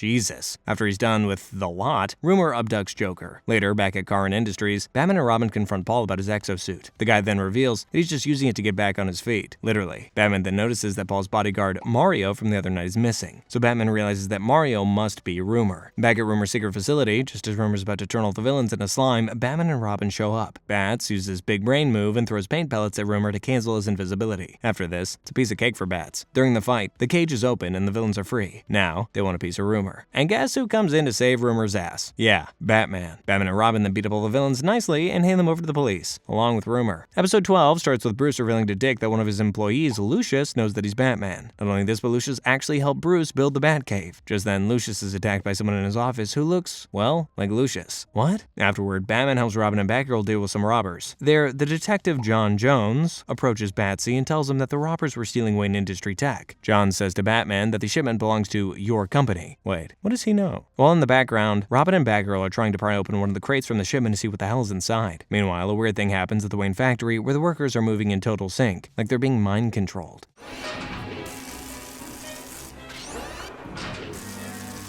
Back at the Batcave, Bruce checks out John Jones as he senses something off about the guy. Meanwhile, Robin and Batgirl crack open the crate and find a hoverboard-type thing that looks like alien tech. Cool. Elsewhere, Batman reaches Jones's apartment and watches the dude shapeshifting into what he sees on the TV. Unfortunately, Jones notices Batman's reflection in the TV and changes back to his original form. Turns out he's Martian Manhunter, aka my favorite superhero, a warrior from space. The two fight, and Batman ultimately catches him with an electrical net. The two dudes then talk it out like two mature people, and John Jones reveals that he knows Batman's true identity. Later, John Jones drops the bomb. An alien invasion is happening right now on Earth. Martian Manhunter then tells Batsy about the Joining, a synthetic race of robots whose sole purpose is to eat away the tech of every world. Bruce also learns that the evil Lucius, currently in action, is the alien robot disguising himself. The real Lucius is still alive and is being held captive at Wayne Industries' factory. With all the information, the two heroes go to fight off and stop the alien invasion all by themselves. The duo destroys some alien robots and find Lucius. As the three of them get out of the building, dozens of alien ships come out of the Wayne Industries factory and fly away into the sky. The last episode picks up where the previous one left off. Multiple alien ships are launching in the sky, and it's not just Gotham this time, it's the whole world. Batman heads over to the Batcave and sees the destruction in his city, which has gotten out of hand in just a matter of hours. Batman realizes he needs to understand how the alien tech works before attacking them. So he breaks down the flying saucer thing and finds that one of the base components is from Wayne Tech. This is a good thing, you'll see. After some time, Bruce creates a device that disassembles alien tech at the molecular level. Now that Bat says the tech, he simply needs to get inside Wayne Industries and relay the signal from one of his satellites to take apart the whole alien fleet. Yeah, simple enough. Somewhere in Gotham, Joker is fighting the alien army with Penguin, Mr. Freeze, and others. Batman makes his way into Wayne Industries while fighting the aliens and assesses the satellite. There's a little hiccup. The Joining has blocked any signal from Earth from reaching the satellite. However, Lucius and Alfred let Batman know that they can reach the satellite, but Batman has to override its control manually. For this, Batsy needs backup, and Robin and Batgirl walk right on time to help. Now, with Batman on override duty, Manhunter, Robin, and Batgirl fight off the aliens. At the same time, the alien ships are gathering in the sky over big cities and are getting ready to destroy them. Ooh, that is scary as hell. Back to Wayne Industries, Batman overrides the control in the nick of time as Gotham almost gets smoked. The satellites form a ring of energy beams around Earth, turning the alien tech into scrap metal. Whew. Now, with the alien invasion finally crushed, Batman is back to his regular duties. In the end, John Jones comes and takes Batman to see the team he's put together. But Batman reveals that he already knows all about the Justice League. Ooh, exciting. The first episode kicks off 1 year after the events of the previous season's finale. Gotham's still recovering from the Joining's invasion. To help Gotham rebuild, Metropolis has sent over a donation delivered personally by Superman, Earth's hero from Krypton, who's also known as Clark Kent. Lois Lane and Jimmy, Kent's fellow journalists, are covering the event as Bruce and Dick attend the event from the crowd. Also, Jimmy and Dick get into a much-needed debate as to who's the better superhero, Batman or Superman. Yeah, that seems important. Anyway, Superman arrives at the event and presents the check. But before things could move forward, Metallo jumps on the stage and sends Superman flying with a single punch. Turns out Metallo has lodged a kryptonite crystal in his chest, which makes Superman go from God tier to please have mercy. But before Metallo can kill Superman, Batman and Robin pull up to the fight. Robin gets crafty and blasts the kryptonite out of Metallo with an explosive batarang and drives off with it. With the kryptonite gone, Superman returns to full power and swats Metallo like a fly. Superman asks Batman for the kryptonite, but Batsy says no. Superman then uses X-ray vision and casually drops that he knows who Batman is. Ooh, okay. A pissed Bats then drives away, saying he'll return the kryptonite within 24 hours. Cut to Metropolis, where Lex Luthor, Superman's biggest and most irritating enemy, is pissed that Metallo screwed up and lost the kryptonite. So Luthor does what any good businessman would do. He goes to Gotham personally to look for his stuff. Anyway, Batman wants to even the odds by learning Superman's real identity, which he does pretty quick. Back at the new tech lab, Lucius is working on new bat exosuits for future alien invasions. Meanwhile, Batsy gets the kryptonite gift wrapped in lead and delivers it personally to Clark Kent, who then throws it into the sun. That ought to do the job. Back at the Daily Planet, Clayface kidnaps and delivers Miss Lane to Black Mask by taking on Superman's appearance. Now Superman's pissed and flies straight into the trap laid by Black Mask, who shoots Superman with a gun that has red sun radiation. Come on, use your head, Clark. A weakened Superman fights off multiple villains till Batman and Robin enter the fight and even the odds. After the fight, Lois tells Superman that Black Mask is working with Luthor. Hearing this, Superman flies straight off to confront Luthor, who then poisons Superman with poison ivy spores laced with kryptonite. Come on, man, do you never learn? The episode ends with Superman being under Luthor's control. Episode 2 kicks off where the previous episode ended. Superman is missing and Batman and Robin are searching for the Kryptonian everywhere. To search for clues, the Bat duo looks in Luthor's office. There, Batsy finds a vial, which which has traces of Poison Ivy's poison. Batman then breaks into LexCorp and finds Ivy trapped, but is jumped by Clayface from behind. Hearing the fighting noises, Lex comes to greet Bats and calls Superman like he's Lex's butler. Luthor then casually drops his plans of world domination in the name of protection against alien invasion. Damn, you baldy. Anyway, under orders from Lex, Superman tries to kill Batman, but Batsy escapes by pulling a piece of kryptonite from his utility belt.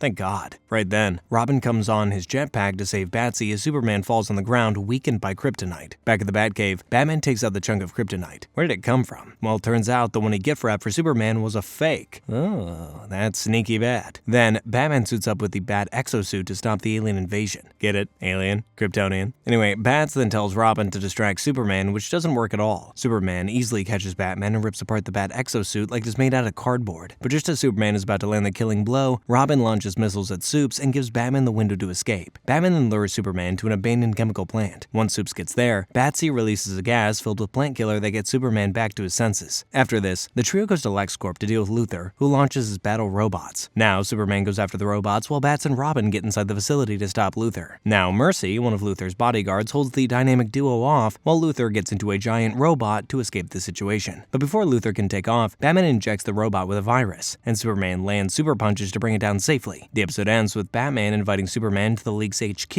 and giving him the real kryptonite. Superman refuses, showing trust in Batman to possess his greatest weakness. Episode 3 starts off with the introduction of Green Arrow, another one of our favorite DC heroes, also known as Oliver Queen. Green Arrow breaks into Wayne Labs and gets ambushed by 3 ninjas.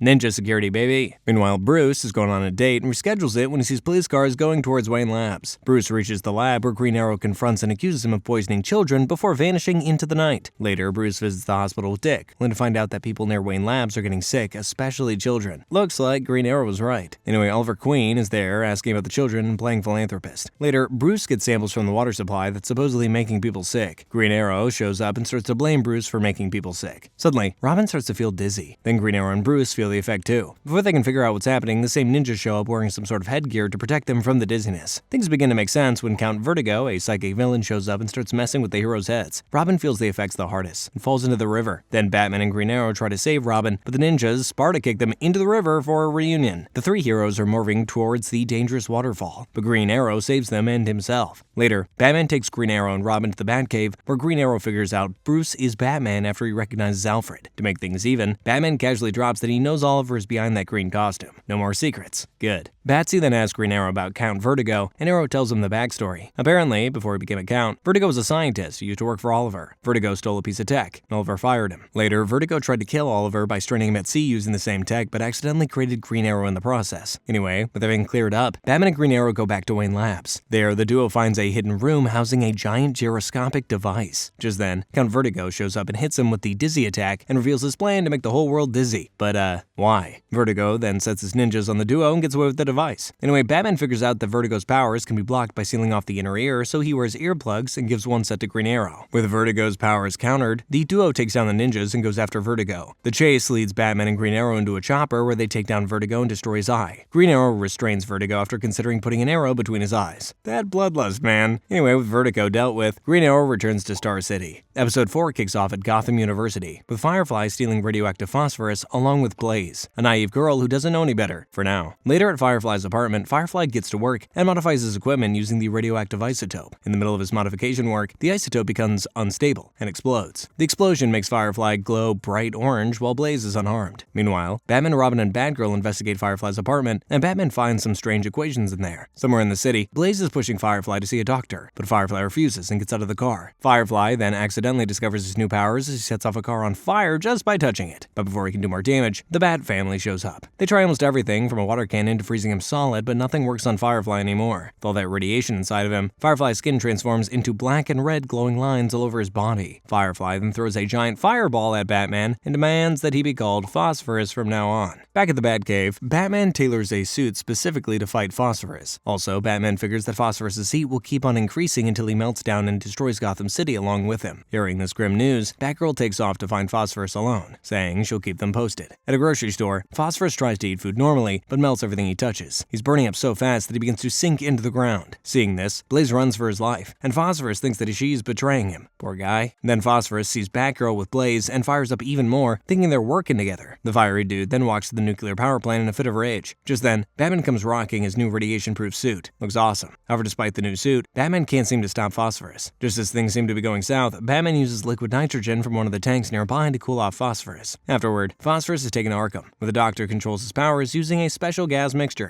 Episode 5 kicks off at Gotham Advanced Optics with Batman and Robin fighting a thief dressed as the Batman. Not only is he dressed the same, but even moves like Batman. The thief takes both Batsy and Robin down and escapes into a room with no exits. However, the creepy Batman copy emerges from a mirror when the hero duo leaves the room. So Batman has an evil twin now? Back at the Batcave, Batman and Robin review the security footage and find that the other Batman has all the same moves. The only difference is that the other guy's left-handed. Suddenly, the bat alarm rings, and the duo leaves for an industrial plant. At the plant, Batman and Robin face off against a fake Flash. Yeah, the Speedster Flash. Now this one displays all the powers of the original Flash, but is clearly not the real deal. This time again, the fake Flash escapes into a room with no exit. Who is this guy? Anyway, back at the Batcave, Flash, the real one, comes and tells Batman that Dr. Samuel Scudder, aka Mirror Master, is behind this. Turns out this Mirror Master has found a way to capture people's reflections and turn them into his henchmen. At the same time, somewhere in Gotham, Mirror Master is working on a device he's building using stolen items. Just then, Batman, Robin, and Flash go to Gotham City Observatory to investigate another robbery. There, Batman figures the security guards is an imposter and kicks him. When Batman asks him about Mirror Master, the imposter shatters like glass.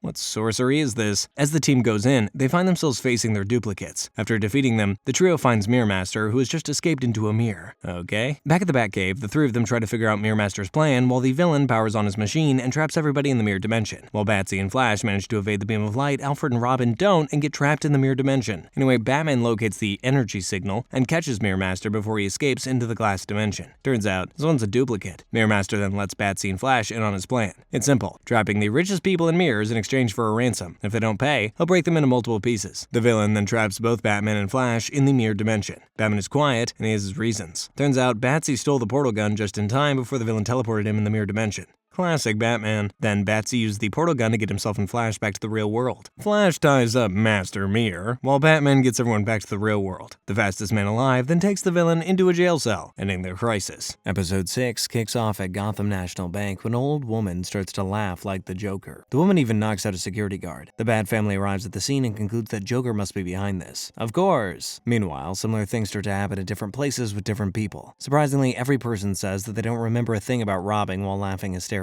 What in the Joker is happening? Then Batgirl starts to show the same symptoms. She robs a jewelry store and tries to run away. When Robin chases after Batgirl, she fights back while laughing hysterically. However, Batman arrives at the scene and uses an antidote to help her snap out of it. Just then, Batgirl notices something in the distance. People throwing all the stolen items off a bridge onto a boat, carrying Joker. The Bat family arrives at the scene, and Joker takes off before Team Batman can get the psychopath. The next day, Bruce and Dick follow Barbara around to figure out what exactly Joker did to her the other day. Turns out, it all happened on the subway. The lights flicker, and everyone on board is hypnotized by the Joker somehow. Bruce, Dick, Barbara, and everyone else get hypnotized by the Joker. Next, the Bat team robs a museum while laughing. Once that's all over and the effects wear off, the Bat family watches it all in the news. Batman figures out how Joker's pulling it off. Cut to the next day, Batsy returns to the train prepared. As soon as the lights flicker, Batman disables the light before everyone inside can be hypnotized. Sadly though, Joker still manages to escape while Batman stays behind to save people on the train. Afterward, the Bat family searches for Joker, who's already a step ahead. The Joker uses his sleeping gas on the team and captures them in a cage. When the team wakes up, the Joker reveals his grand plan. It's to blow up the tunnels beneath Gotham City and drive the city underground. Really?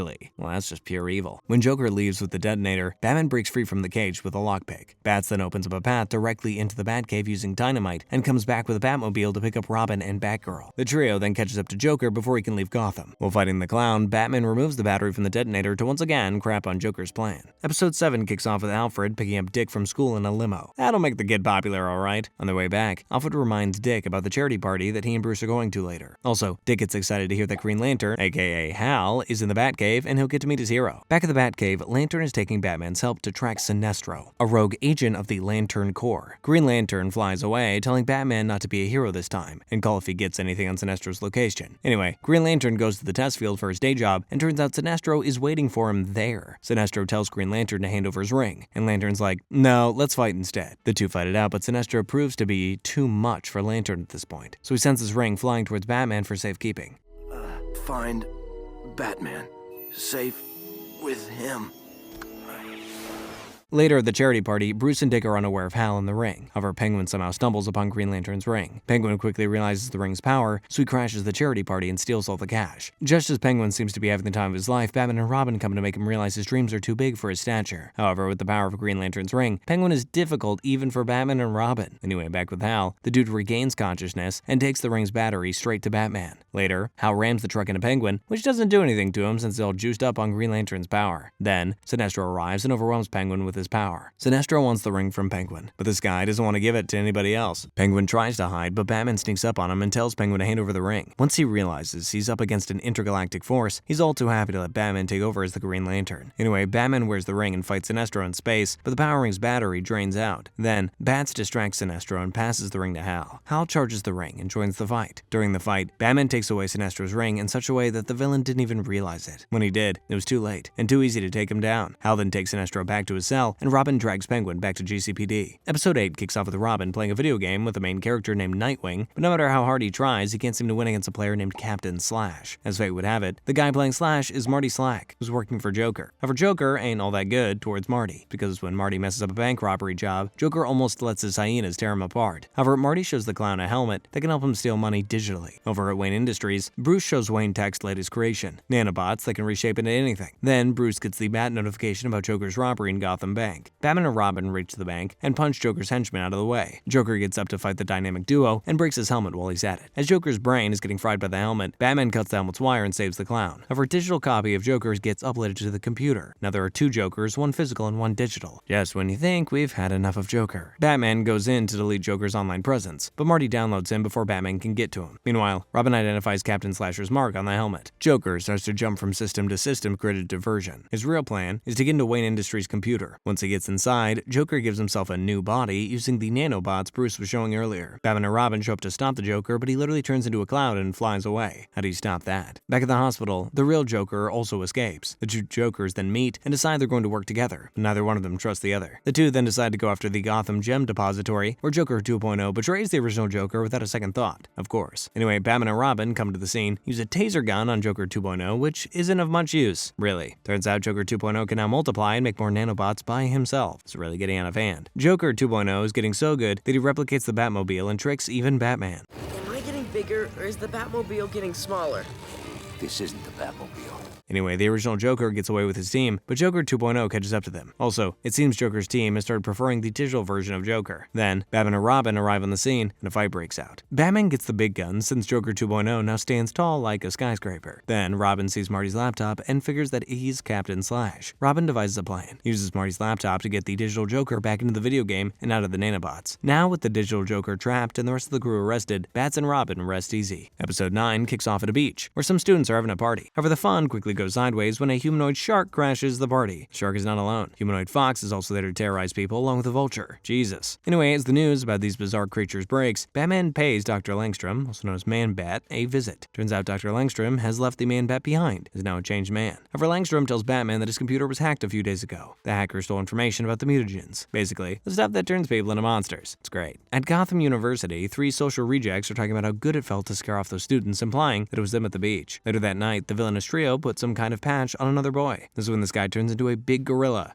Batman arrives and fights the shark, the vulture, and the fox, and the gorilla guy smashes the wall and runs into Bats. Not too long after, Batman ties the gorilla guy up to a statue, who then passes out and returns to human form. Later, Batman goes to see Langstrom and gives him the gorilla guy's blood sample for testing. Back at Gotham's University, Barbara sees that the trio is way too happy about Jake, also known as the gorilla guy's condition. Her suspicion grows when she finds a black feather outside their room. The Gotham University president then asks that every student go through a DNA test. That ought to put a stop to it. But now David, one of the 3 students, says, let's infect everyone. Yeah, it's totally reasonable. Back at the Batcave, Barbara confirms her suspicion about the 3 students, and Batman comes back with the antidote. Batman and Batgirl track the trio down, and the fight begins. However, Batman and Batgirl end up getting locked in a cell, and the trio take off to execute their plan. These guys are so good. Sorry, stupid. I mean stupid. They're very stupid. That they reveal their whole plan to Batman. But before they could execute their plan, Batsy breaks out of the cell and sprays one of them with the antidote in the face. Then they do the same with the second and the third guy. So yeah, the whole operation to to turn the universe into animals has kinda gone kaput. Episode 10 starts with Penguin escaping after a robbery using a helicopter umbrella. Batman and Robin try to stop him, but their bat ropes are cut by two new villains, Wrath and Scorn. Seriously, how many villains does this show have? The new baddies attack Batman and Robin, but only for a moment to let Penguin get away. Back at the Batcave, Batman sees Wrath and Scorn are using superbikes to get away. Also, these guys are helping other criminals like Killer Croc evade Batman. Afterward, Bruce and Dick go rock climbing with a family called the Mallorys. Bruce shows them the new Wayne Tech gear and lends it to Will, unaware of the fact that Will and his brother are actually Wrath and Scorn. Damn. Later, during a live lottery event, Joker and Harley perform a heist, and the Joker is already assigned backup to Wrath and Scorn. These two come right on time to distract and keep Batman and Robin at bay while Joker escapes with the lottery money. After Joker's gone, Wrath and Scorn also take off after blowing up a part of the stage. Batman and Robin hold that part from falling onto anybody standing in the crowd. Back at Wayne Manor, Bruce calls Will and notices how similar their schedules are and grows suspicious of Will because of this. Then it's revealed that the Mallory brothers intend to kill Batman to get revenge for their parents. What the hell did Batsy do? Wrath moves his plan further and goes to crash the villainous meeting of Penguin, Killer Croc, and Joker. Penguin says he wants to hear what he's proposing. Wrath then proposes stealing engraving plates from a shipment at the docks to get insanely rich. In the Batcave, Batman anticipates this, confronts them. During the fight, Batman recognizes the Wayne Tech gear. In turn, Wrath figures out Batman's identity as Bruce Wayne and plans to expose him. Anyway, the villains escape, as always, and Wrath vows to eliminate Batman. Get in line, bro. Back in the Batcave, Batman researches Will and finds out that the Mallory brothers' parents were criminals in prison around the time his own parents died. Batman decides to visit the brothers, but before he can, the two are standing behind him in the Batcave. After the fight, as Wrath blows up most of the Batcave, Batman uses a sonic device to summon his friends. In the next moment, a disorienting Wrath falls to the floor while Robin defeats Scorn. Well deserved. Batman hands over Wrath and Scorn to the cops, and they threaten to reveal Batman's identity. However, Batman does not budge. Then comes the shocker. The cop is Joker in disguise, who uses Joker gas to poison Wrath and Scorn. While he doesn't want Batsy's secret identity to come out, it'll spoil all of his fun. Episode 11 kicks off with Black Mask escaping from Arkham with the help of Shadow Thief, a villain who can move through shadows at will. After escaping into the river, Black Mask regroups with his goons, and Batman and Robin review the security footage to identify Shadow Thief as the one who helped Black Mask. Later, Shadow Thief breaks into the Gotham Museum and steals a meteorite from the winged vigilante Hawkman's home planet. While Shadow Guy accidentally triggers the alarm, Black Mask and his men come right on time to help secure the stone. Batman and Robin arrive at the scene but struggle to fight Shadow Thief. Then, Hawkman joins the battle and injures the Shadow Thief. The villains make a run for it, and the heroes chase after them. During the chase, Shadow Thief covers the Batmobile's windshield and makes Batman drive it off a cliff. Oh man. Fortunately though, Hawkman saves Batman like a total badass. Back at the Batcave, Hawkman explains about Shadow Thief, also known as Carl Sands. Apparently, Carl used a device called a Dementia Meter to switch his body between solid and shadow. He also reveals that the stolen meteorite contains nth metal, a substance capable of negating gravity. Elsewhere, Black Mask extracts the nth metal and puts it in a spray form for easier application to substances. Turns out, this spray can float anything like gravity doesn't exist. Black Mask even shows it by sending one of his men into the sky.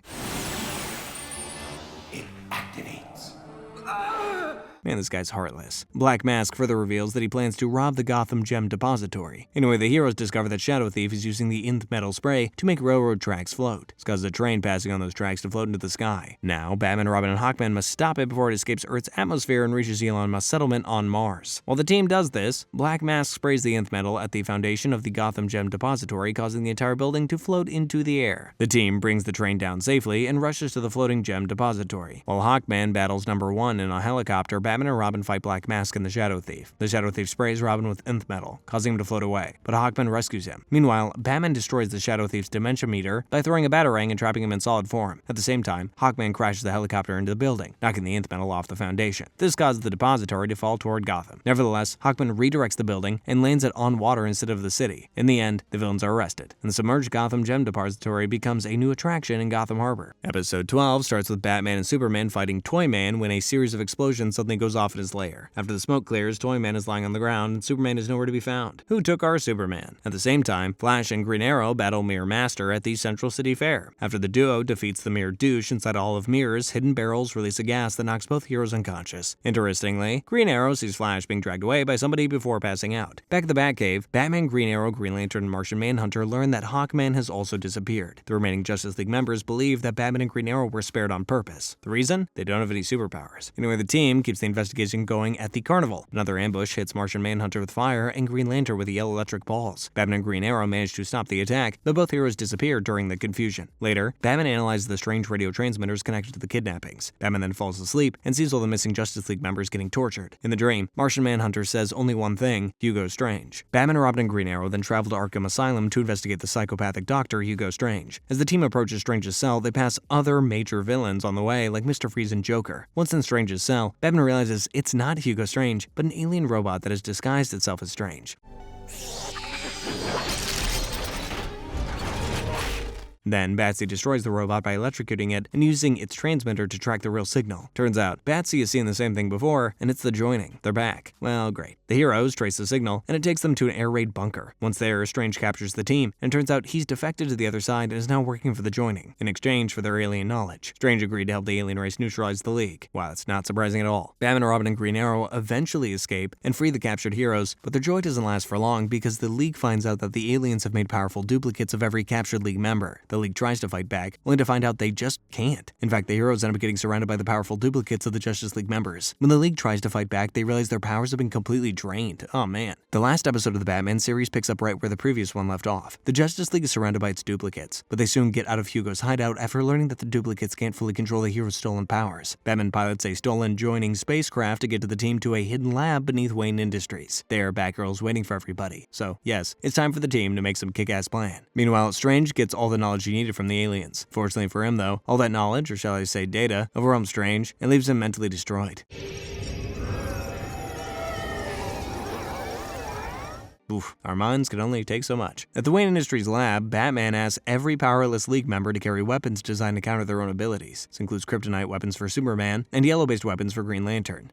Okay, I guess that might actually work. Then Justice League, along with Robin and Batgirl, launches an attack on the androids. During the fight, Batman's weapons are able to disable the androids temporarily. And the icing on the cake? Well, Robin discovers that each android has a weak point on its chest. Just like that, the heroes destroy the duplicates' power cores and reclaim their stolen abilities. With their powers back, the League returns to Strange's base and finds him in a rather disturbing state. Right then, Martian reads Strange's mind and learns that the joining invasion fleet is already approaching Earth. Oh god. So Superman and Green Lantern head into space to battle the mothership and its fighter ships. At the same time, Hawkman, Flash, and Green Arrow fight the remaining invaders across Gotham. At one point, Batman realizes that they can't defeat the entire invasion force directly, so Smarty Bat suggests using the knowledge trapped in Strange's mind to send a virus through the joining network. Genius. Now, while Martian and Batgirl work on the transmission, the giant-ass joining creature that transferred the knowledge to Strange returns to stop them. Batman and Robin try to fight off the alien, but the ugly thing absorbs the leftover superpower energy and becomes as strong as anything we've seen yet. The creature defeats Batman and Robin. Right after this, the alien attacks Martian just as Batgirl completes the virus upload. Guess what? It completely works, because the alien immediately shuts down. In fact, every joining ship and fighter across Gotham is disabled. Finally, Green Lantern seals the deal by sending the joining mothership into the sun. Yeah, burn up, assholes. Later, Superman admits that the League could not have won without Batman and Green Arrow. And Green Arrow says, hey dude, we don't need powers to be awesome. Yeah, just huge amounts of money and influence. Okay, guys, that's enough bad stuff for me today, and time to get some heroic sleep. Meanwhile, you can check some other amazing videos on the channel. Just me. We're not going to run out of those. Thanks so much for watching. We'll see you next time. See ya.